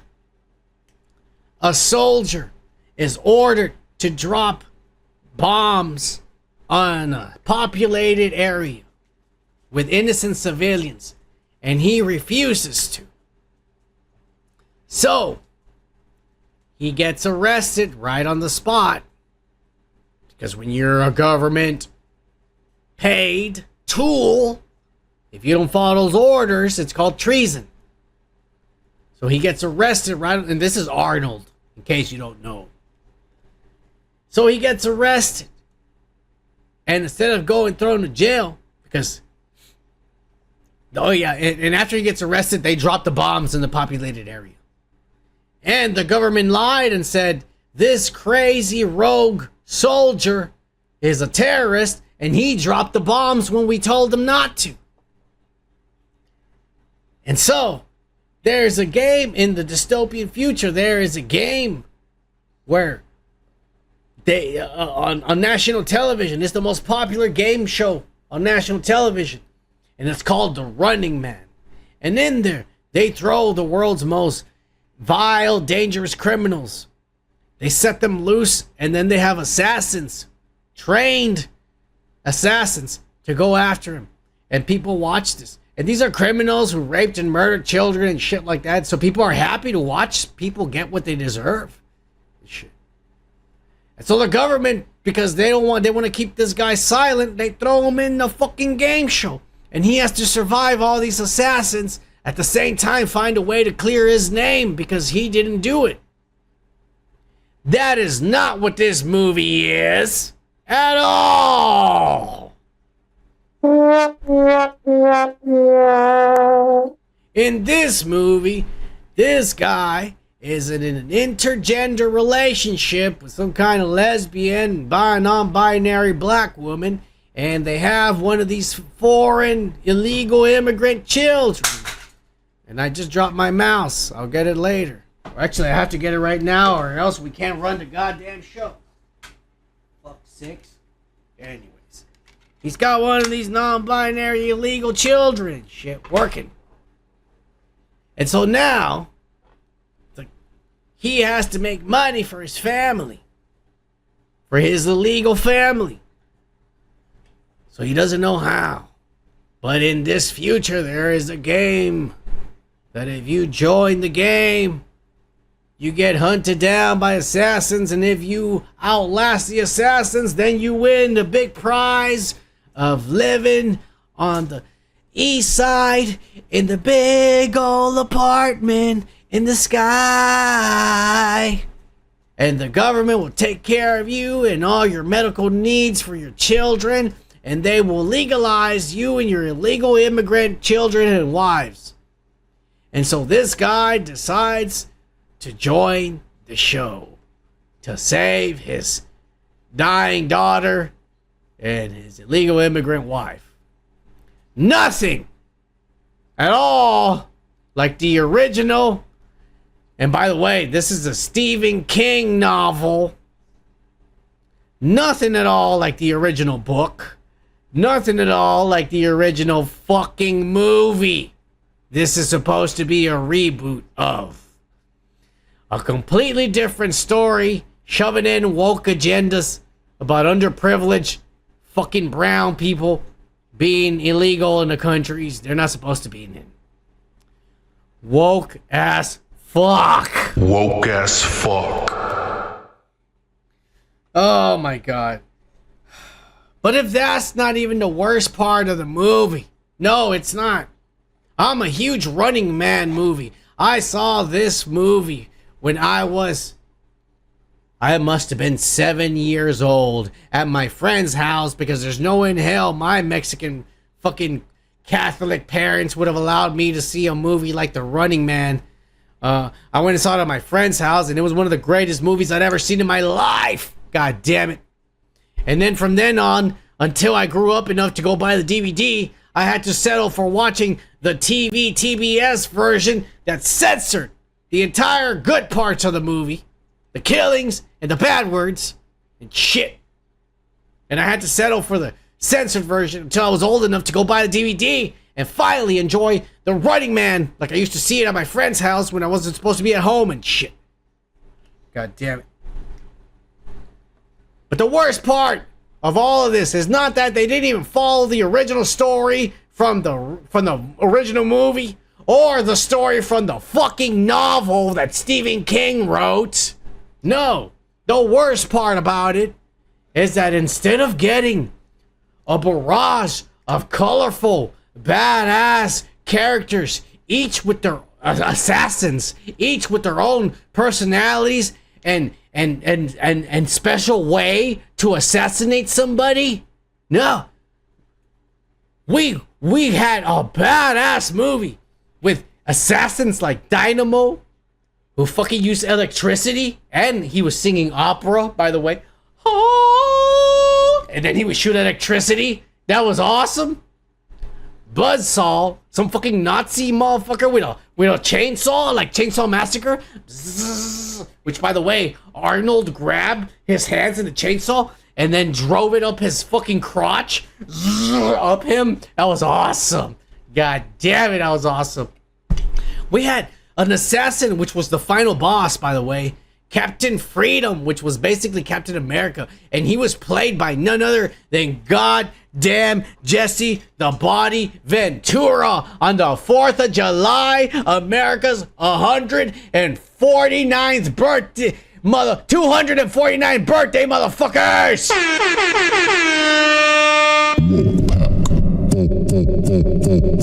Live. Jesse the Body Ventura played goddamn Captain Freedom. You bitches. Not only that, but even back then they was woke as fuck, and they even gave a black man the highlight of like a good 20 minutes where he was Fireball and he had a flamethrower fucking trying to kill Arnold. And they was even more woke because they even had Sub-Zero, an Asian guy there fucking people up. For fuck's sakes. It was badass. This was like watching Mortal Kombat. In fact, I think Mortal Kombat, this movie should sue Mortal Kombat for stealing Sub-Zero and Fireball. And they should sue Marvel for Captain Freedom too. And quite frankly, this movie should sue Adele for Dynamo. Because let's face it, that's exactly what Adele is. No lie. No lie. Dynamo was a shit. He's my favorite fucking assassin. Singing woke as fuck while he's shooting electricity. Woke as fuck. God damn it. That's what I grew up with. No. In this movie, we are gonna get, 2025's lame-ass generic soldier assassins. And the main one being the guy with the mask. Some actor, I don't know what his name is, but it doesn't even matter because you're never going to see his face. You're going to hear his voice and wonder, well, that sounds like, I don't remember because I can't see his face. A bunch of fucking idiots. Instead of having colorful fucking characters that mean something each with their individual super weapon to kill Arnold. Or the main hero in this, whatever the fuck this guy is, I forgot what his name is. Instead, we're getting generic motherfucking traumatized PTSD fucking soldiers from the Gulf War and shit. God damn it, this hits me hard. Like you wouldn't even fucking believe. I love The Running Man. And the motherfucking trailer they showed me destroyed me. Because I was excited. You can go back and watch the old episodes when we talked about when they said this was happening. I was excited. Hopeful. Fuck. This is ass. This guy's having fun. In the trailer, he's having fun getting chased by assassins, looking at the camera because, of course, it's got to be modernized, so there's little drones because it's on TV. Little drones following him. And he's looking at the camera going, fuck you. I'm still alive. Fuck you!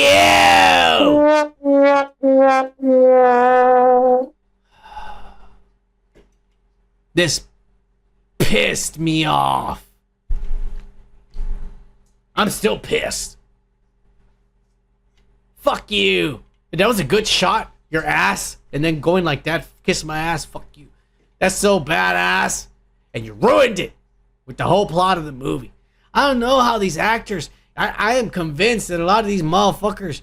They don't even. He probably never saw the original one. And shit. For him to have filmed this entire movie. And said. This is something that is like a tribute, if not even better than the original. Fuck you. This is ass. And this is only the trailer. If the trailer's already showed me that the movie is ass, I mean, the rest of the movie is just horse shit. It's not even worth it. If the trailer is showing you that it's not even worth it, the rest of the 2.5 hours that you're going to see is definitely not worth it. Because most of the times, the trailer makes it look shiny and good. As you see all of the Marvel's trailer, every Marvel trailer that comes out looks amazing. And then the movie is utter fucking garbage. Trailers lie to people. Trailers make it look like this is something worth spending your money on. I mean, for fuck's sakes. The trailer for Madam Web looked pretty decent. We even said it on this channel. God damn it, look at these hot chicks. I'm kind of thinking of watching this movie. But the trailer for this is ass. Glenn Powell, thank you. I forgot his pretty boys. I like him. I do. I'm not a hater. I like this guy. I like him. I don't know why he's not fucking Sydney Sweeney already. He's fucking up. He's got the game to go fuck that little bitch and get her pregnant too. But I don't know. They might be related. They look kind of similar. Anyways, it's the eyes. It's the colored eyes. Fuck The Running Man. I am done with his ass. And you should be too. If any of you motherfuckers grew up with The Running Man and deemed that shit likable, shame on you. Let's move on to some real ass. Actually, to the ass.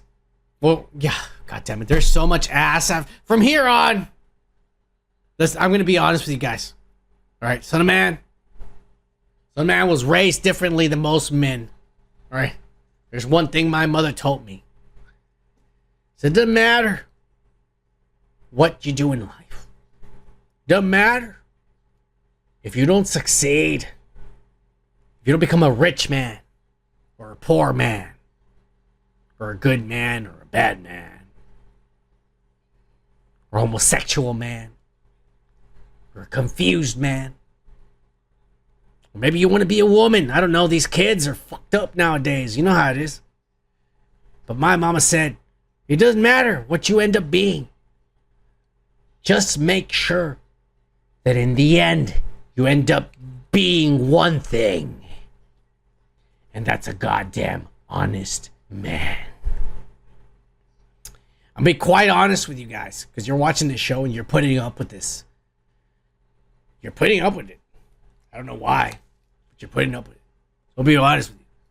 From here on out, we are traveling into the depths of a crevice so deep that not even Diddy has been in.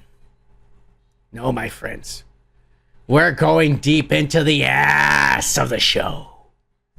And we're starting with none other than Mr. Jimmy fucking God.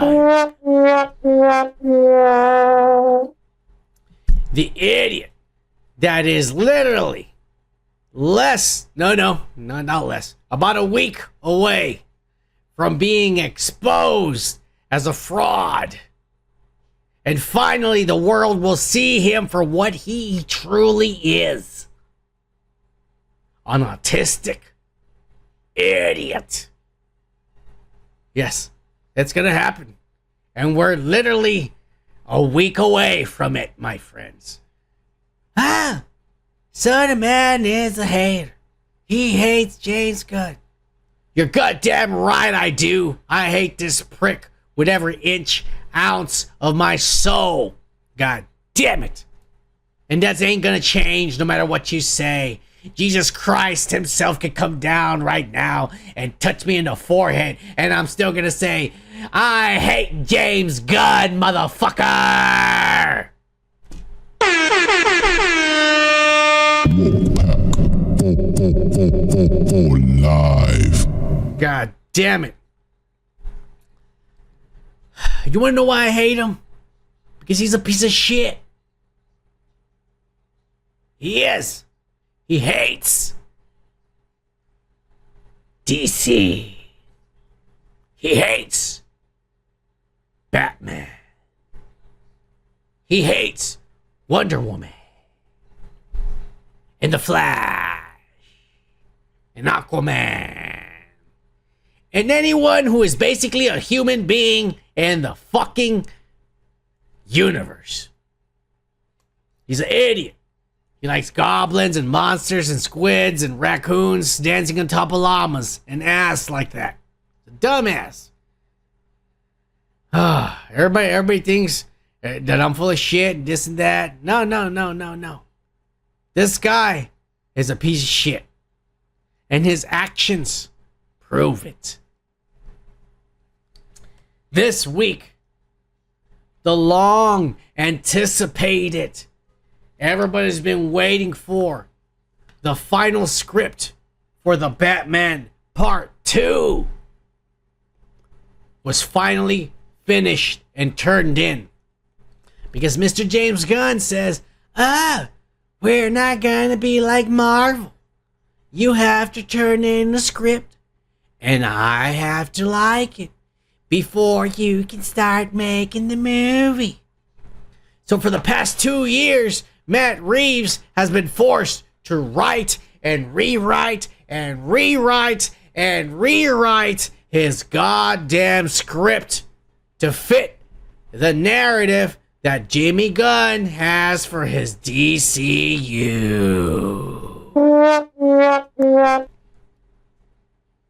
And this fucking week, the script was finally turned in.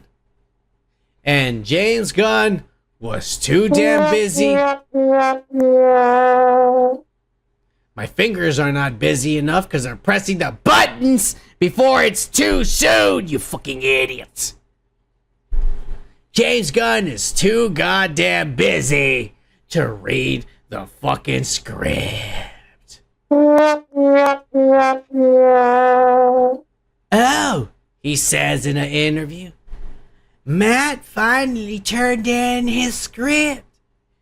And he finally changed the villain to not be Clayface, because I'm going to do Clayface. And he finally changed the story to not have Robin, because I'm going to have Robin. And now he did all the list that I told him to change, and to add fart jokes, and fucking dick jokes, and silliness, and explosions, and buildings falling on top of heroes. And I think he's got it right now. But I don't have time to read it. So the Batman Part 2 is still delayed. Fuck you, Mr. fucking pretentious. I wanna be James Gunn. Fucking I am Steve Jobs with my fucking white hair, my stupid fucking glasses, and my fucking jeans and my black shirt. Fuck you! You know goddamn well the Batman on its own, in its universe, is far better than anything you could ever shit out or will shit out in the next 2 years, you fucking moron. And in just less than 7 days, the world is going to see just how much of a fucking fake you are when they see how shitty fucking Superman is. Shitty it's going to be that we've been saying for weeks, every goddamn week, for the fucking past year, we've been showing you proof of how bad Superman is going to be. And how shitty the DCU is going to be in this dumbass fucking hands. Oh, but the Son of Man is a hater.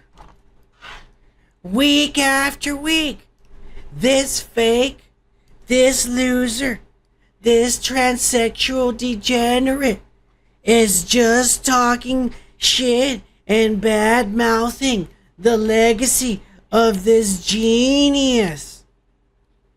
Yeah, that's all. That's his stick. That's what he does. Fuck you, you pussy.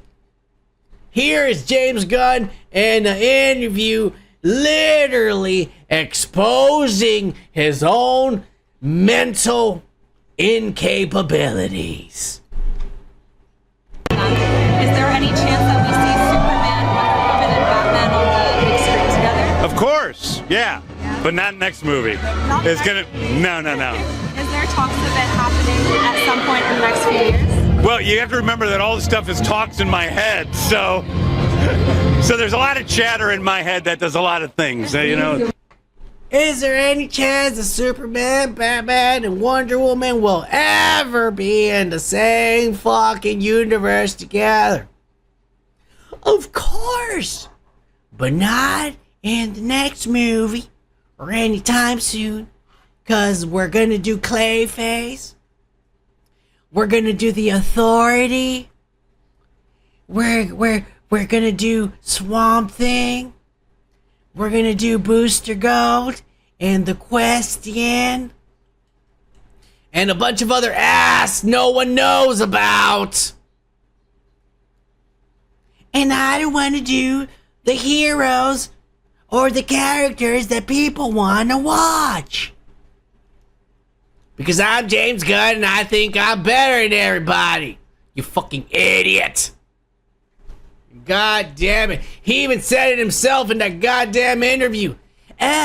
It's in my head and I hear voices because I'm autistic and I don't know what I'm fucking doing. He said it there in the fucking interview. Do I gotta show it to you again, you fucking idiots? Is there any chance that we see Superman, Wonder Woman, and Batman on the big screen together? Of course, yeah. But not next movie. It's gonna. No. Is there talks of it happening at some point in the next few years? Well, you have to remember that all this stuff is talks in my head, so there's a lot of chatter in my head that does a lot of things, you know. I hear voices in my head because I'm autistic. And I'm a dumbass. And I don't know what I'm fucking doing. God damn it. I say the man's just a hater. He drinks and smokes marijuana all day. And he doesn't know what he's talking about. Because he didn't even go to a 2-year college and even knows how to do basic algebra. Yeah. And so, I'm still smart enough to recognize an idiot when I see one. And if you still don't want to believe the Son of Man, here are some educated idiots. Because apparently, two fucking reviews leaked this week. Because the embargo doesn't lift until next Friday. But unfortunately, these pussies were uploading it to their websites. And their admin doesn't know how to do it offline. And unfortunately posted these articles before. One of them was deleted before I even copied it. But I managed to copy one. And they are saying exactly everything I've been saying for the past fucking year. That this movie is nothing but a fucking CGI fuckfest that was thought by some fucking 12-year-old who was watching Saturday morning fucking cartoons.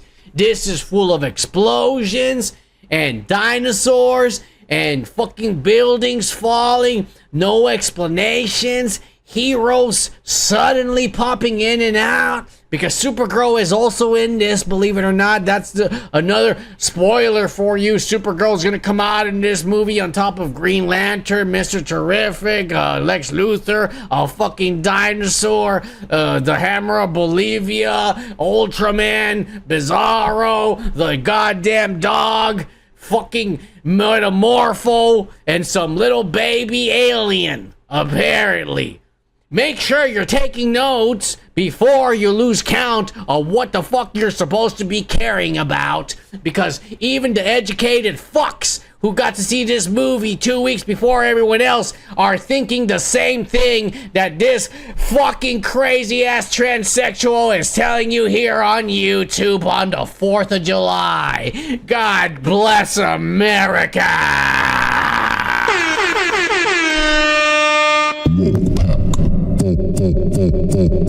Live. Fuck you, James Gunn. It's just a matter of time. In 1 week, the world will see you for what you are. You charlatan. Fake. Warner Brothers will realize the mistake they made. They will fire you. They'll keep Peter Safran. I don't know what they're gonna do, but I unfortunately feel like all of these IPs are gonna be put away or sold by Warner Brothers after this disastrous failure. And everything he has in production right now will be abruptly canceled after this movie premieres and fails. It will. It will. And because of this idiot, we won't see Batman or Superman or The Flash or Wonder Woman or any of fucking DC for probably 10 fucking years. And who knows, I'm telling you, they're probably going to be sold. Warner's like, fuck, we've lost so much money. This idiot spent billions of dollars on this trash. We can never make up. Because people are seeing Jurassic Rebirth more. They're seeing the Fantastic Four more. They don't want to see this idiot's piece of shit Superman movie. We're at a loss. We're gonna have to sell these properties.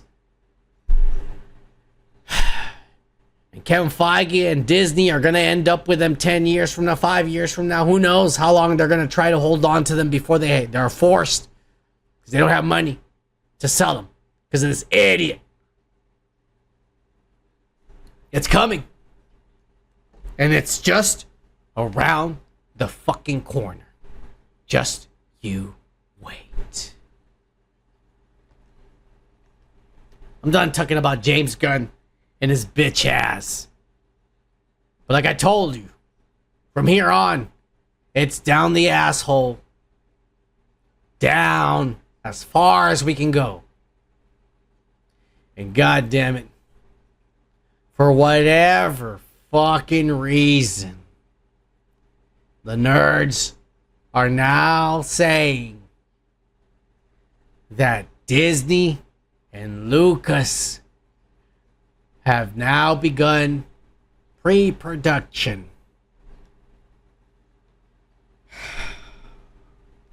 on Obi-Wan Kenobi Season 2.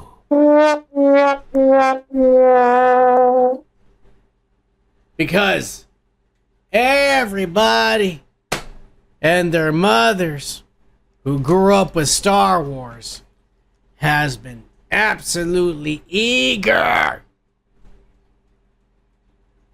to see a 5-year-old girl outsmart a Jedi Master.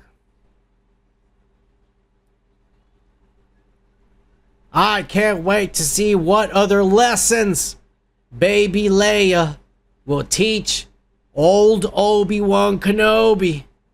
Because he's an idiot and a dumbass who doesn't know what to do in a fucking serious situation. That a little girl has to figure it out for him throughout the entire series. Woke as fuck. I pressed the wrong button. I meant to press this one.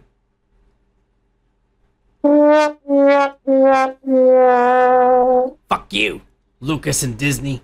Nobody wants to see this ass. I don't want to see this ass.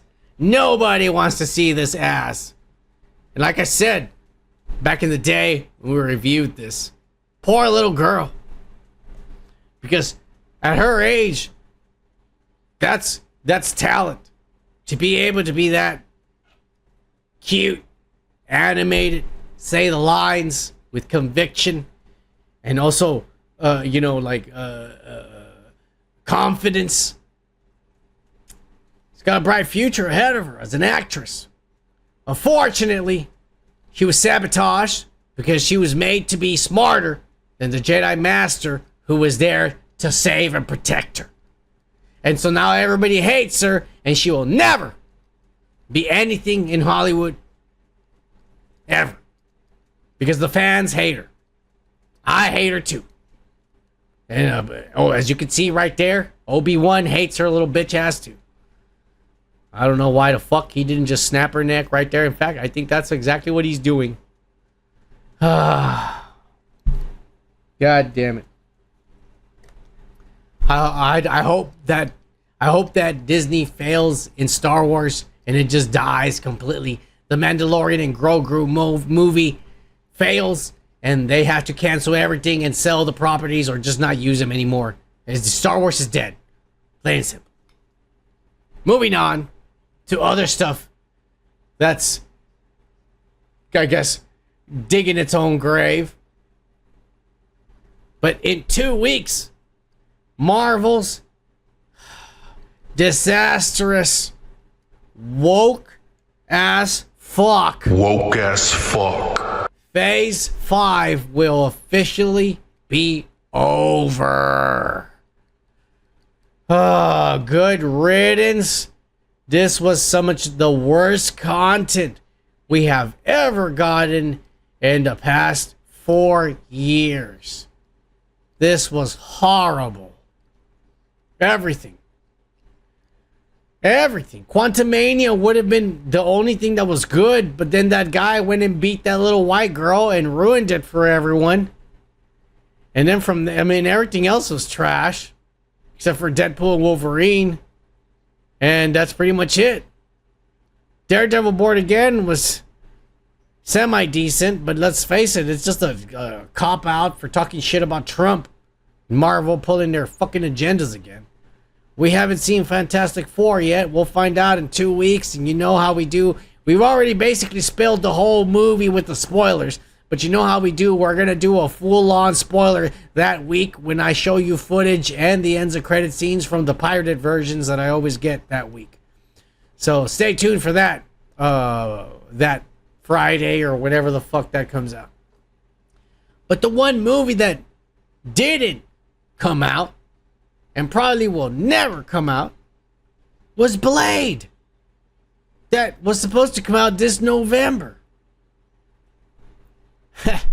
Mahershala Ali says, somebody call Marvel and tell them I'm still waiting. God damn it. That movie's never coming out. You wanna know why? Because apparently the costumes for the movie Sinners were outsourced from the Blade movie that Marvel didn't film. They needed to make some money back, so they sold the costumes for the fucking Sinners, because Blade's supposed to be a movie that takes place in the past in New Orleans. God damn it. That's how bad Marvel's fucking up. But it's gonna get worse. Because here it goes. Here we got it. Your fucking Ironheart review. The way we're ending this ass. The worst show Marvel has ever shitted out. And that is not AI. That middle finger is literally in the fucking show. And that's basically Kevin Feige giving you the middle finger for this show that he just made. God damn it. Riri Williams. And before you say, oh, Son of Man is a race and he just hates Riri Williams because she's replacing Tony Stark Iron Man and she's black.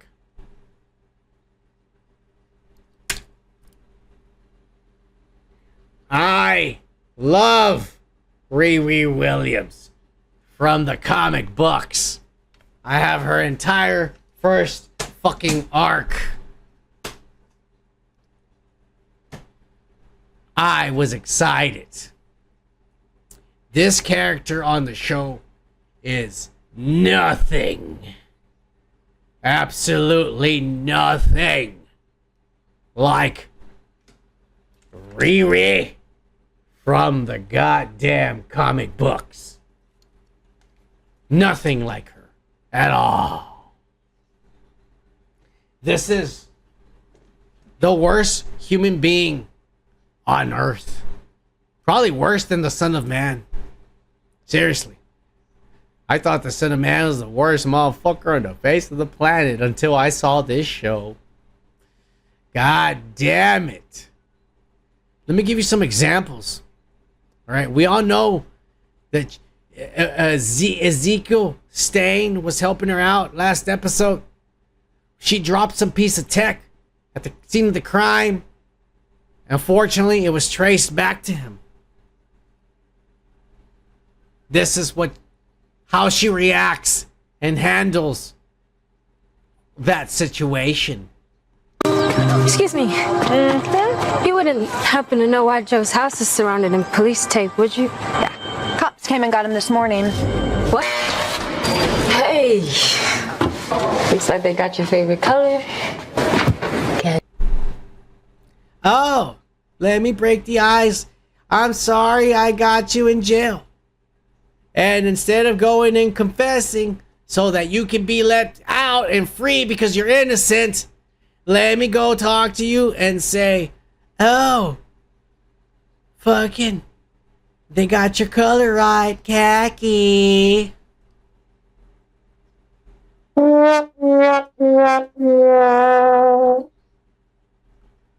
This little girl's a horrible fucking person.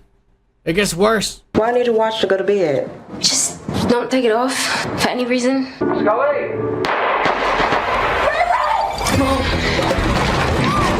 What's wrong?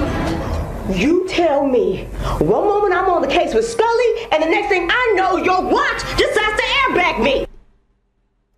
She lies to her mom. She gives her a fucking watch because there's bad guys after her and she's in danger. And instead of telling her mom you're in danger, she lies to her. Wear this at all times. Your mom's watching fucking X-Files, the gunfires on the show, and all of a sudden she's stuck in a bubble. She didn't know what the fuck. It gets even worse of a person that she is. She's already lying to her mom.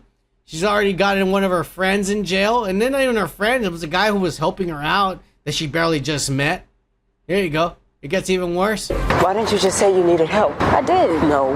You manipulated me, acting like you needed some sage and crystals, and you smuggled something dangerous behind my back. I can't do this with you right now. I am worried about you. You don't want me to lie to you, then don't ask me these questions. It has been 5 years since he died. This is why I don't tell you shit. What about Riri? You better not get in that suit. Or what?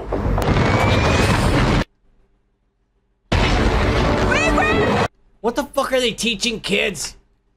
She lies to her mom, manipulates her, makes her go to her friends, embarrass her mom in front of her friends because she was lying to her and shit. And then when her mom says, you know, I'm trying to talk to you because your father, my lover, died. And then she gets mad and says, this is why I don't want to talk to you, Mom, because you always want to bring up, you know, Dad who died and shit. And then she runs away in her suit. You better not get in that suit. Or what? Ninja. She should have just said that. Because that's basically what she meant. God damn it. It gets even worse for this little girl. Her AI is her dead friend. Remember, from the last... I'm not going to go back, but we talked about it last week. Her AI is her dead friend that she made from her head. So then, she shows the AI to her dead friend's brother. And this is what happens. Natalie? That is horrifying.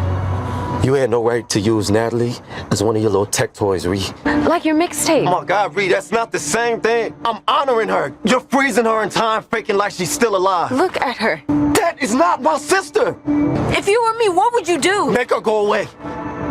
Delete. Imagine if your sister or brother, shit, even your mom or your dad, somebody died. And your nerd friend somehow managed to make some kind of hologram of the dead person without first asking you, hey, I think I can do this. What do you, would you be okay with it? How do you think someone's going to react when they just see their dead sister in front of them? Fucking horrible. Fucking horrible little girl, bro. That's all I'm gonna say. How in the fuck do they want us to like this character, to sympathize? This is the hero of the show, and they're writing her to be a bad guy. They're writing her to be evil, to be selfish, to not care about someone else's feelings. To just care about herself. It gets even worse. They're completely destroying the character from the comic books. The character from the comic books is not like that at all. The character from the comic books wants to help people. She wants to be a hero. This little girl just wants to be a criminal and a bad person, apparently. Ezekiel Stain gets... But he gets out of jail because the hood breaks him out, and then he enhances them with...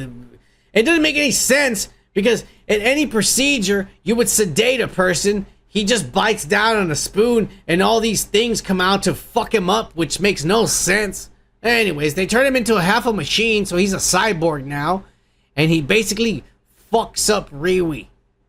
Destroys her suit, and so she's going to be forced to build another new suit. Because this guy's too powerful. He lets her live and he lies to the hood. But the hood did something to him where now he's under the hood's control. So if the hood says, come here, he starts going even though he doesn't want to. And so he doesn't even want to fight Riri anymore. He just wants to be alone. But he has no choice but to do everything the hood does. And shit. So Riri has to build her own fucking suit. You know. I'll come back to her suit right now. But the way she beats this guy, because she's fighting him, And he's telling her, I don't want to fight you, but he's forcing me. And so he tells her, if I kick you in the balls, your system will shut down for a few seconds, and then I can override you and fix you. And she does. She kicks him in the balls. And so she's able to override him. And while he's there rebooting, she tells him, are we good now? And he tells her, no, my life is ruined. You sent me to jail. I'm an escaped convict. Now I'm a cyborg and a supervillain. My life is ruined. We're not done. And one day I'm going to fuck you up. And so she leaves him because, like she did fuck up. She ruined his life. So she leaves him. But anyways, before that, she realizes that she's going to have to fight magic with magic, as we've been seeing in the fucking previews. And she does invoke her suit with dark magic in order to fight the Hood. But before that, our heroic Riri Williams is warned. We say there's no bad tech, just bad people who use tech. Well, there is bad magic, and it is dangerous for everyone. There is technology, and there's bad people that use bad technology for evil. Well, there's bad magic, and there's bad magic that's bad for anyone. Even if a good person uses it, it's still gonna be bad. So even after this warning, what does the hero of the story do? Well, what else would the hero do but use bad magic to get powerful and defeat the magic user? So she stops the Hood with bad magic. But with magic, if you study Wiccan, if you know how magic works, it's a give and take situation. To get something, you have to give. All right? That's how Wiccan works. That's how the devil works. To get the power in her suit, her magic powers, her AI died. Her AI, her best friend, the image died, and she got sad and blah, blah, blah, blah. Couldn't get it back. So she went after the Hood, and she stops the Hood. And then, after she stops the Hood, we finally fucking get it. Literally.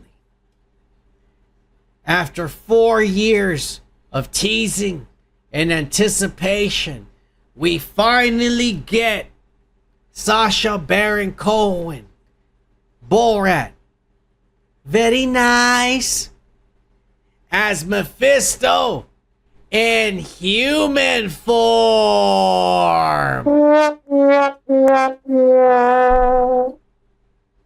Even though we showed you tons of leaked concept art of what they wanted him to look like, in the end, Mr. Kevin Feige and his little virgin ass said, no, we've already spent too much money on this ass.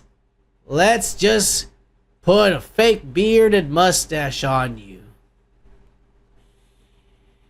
And the only tease we get of Mephisto is a very quick blink and you'll miss reflection on the spoon. And I'm going to be honest with you, I didn't catch it until the nerds on Twitter posted that they saw this. And I would have never have caught it.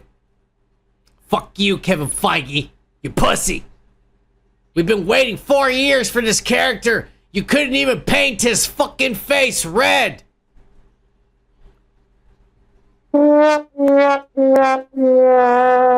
Pussy. God damn it.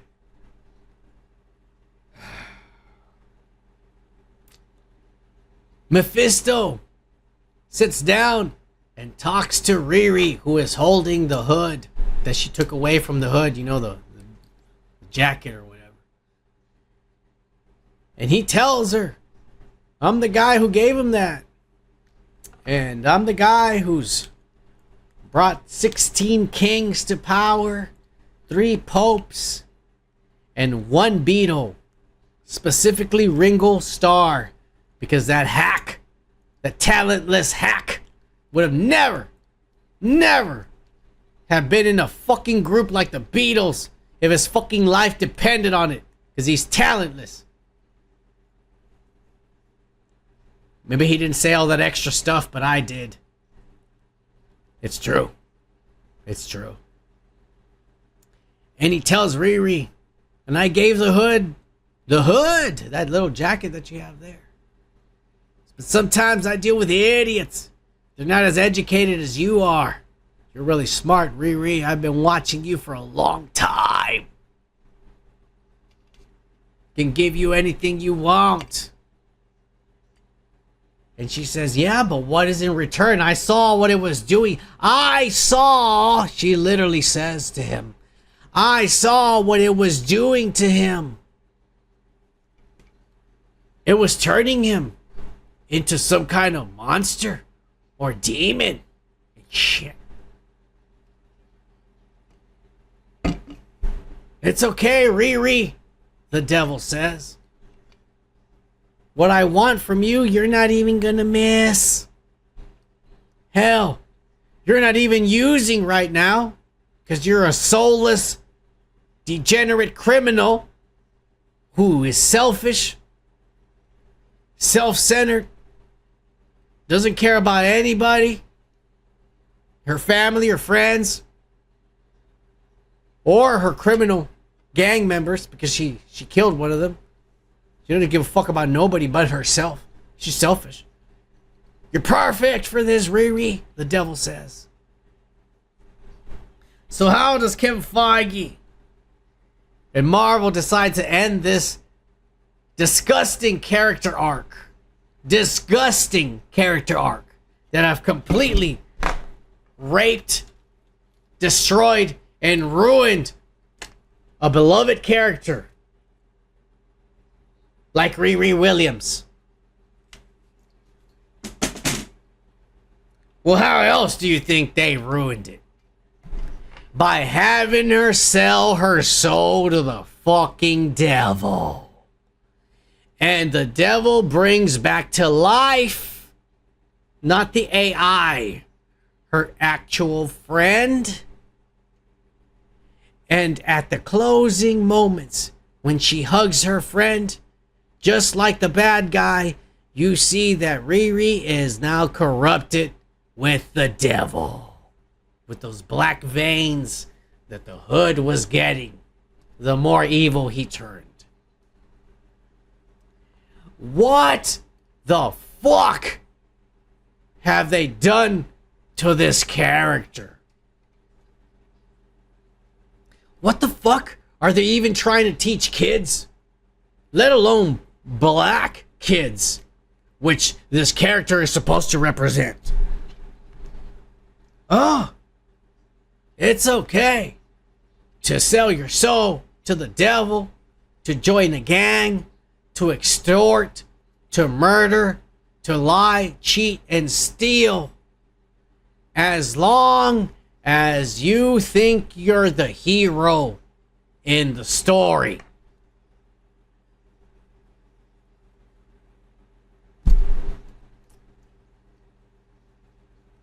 I am flabbergasted. I am very upset.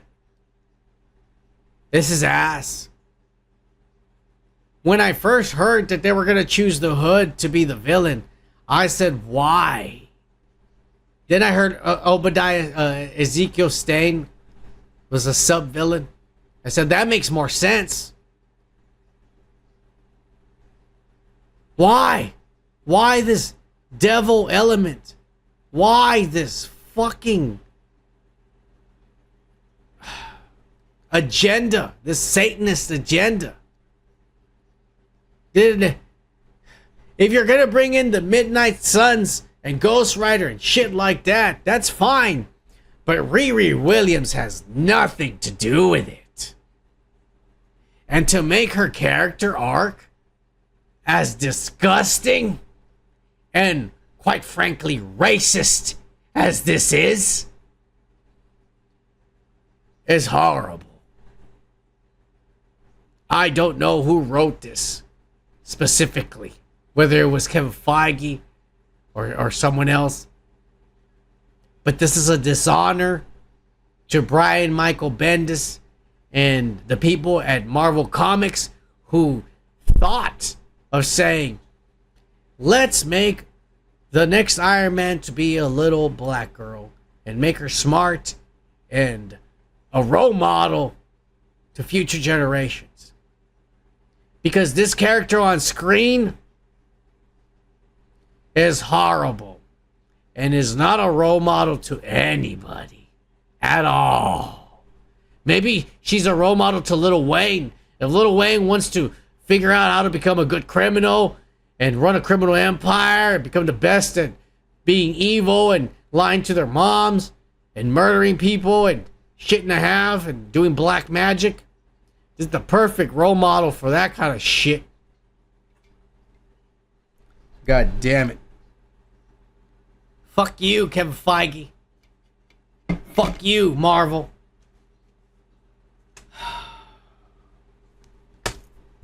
Rest in peace, Riri, my goddess. And I got all the variant covers, not just this one. This is the I have one that's like the 50 Cent cover, like the Get Rich or Die Trying, but it's Riri Williams. It looks dope. I have that one framed somewhere. Rest in peace, my girl. But Marvel killed you. For good, too. Alright, guys. We're done with the weekly comic book. Let's talk about whether we ought to believe God Sorry, exists. guys. You Hey, surely guys. ought to be interested in the basic question. Fucking shit. That was my bad. We're done with the goddamn pop culture breakdown. And we're not going to another commercial break. No, my friends. I'm going to wish you all farewell. And usually I give some life advice right now. But no, I'm not giving some life advice. Instead, I am going to say something very important to each and every one of you.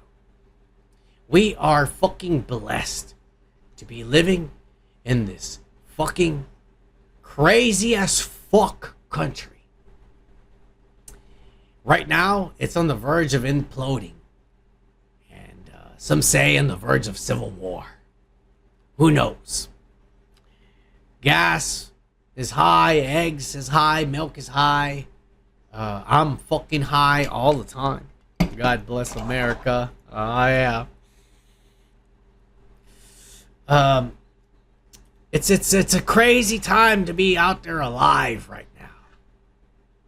But I want you all to stop and smell the roses and realize that no matter what you're going through, no matter what is happening to you at this moment in time, things in another country could be a whole lot worse. Sit there and think about that. And I think you know what I'm talking about.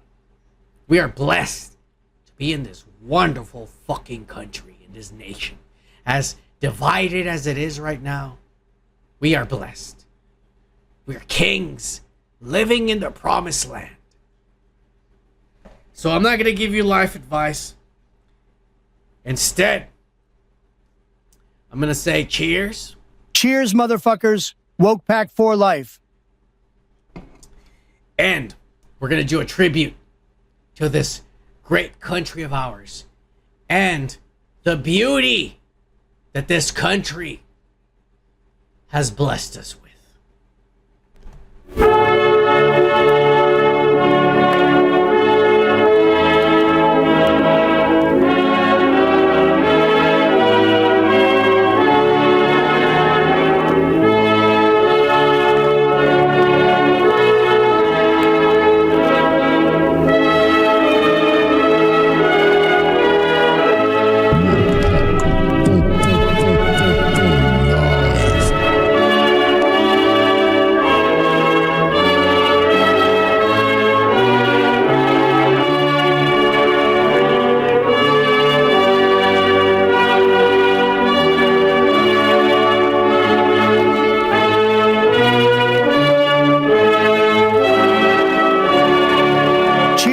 motherfuckers.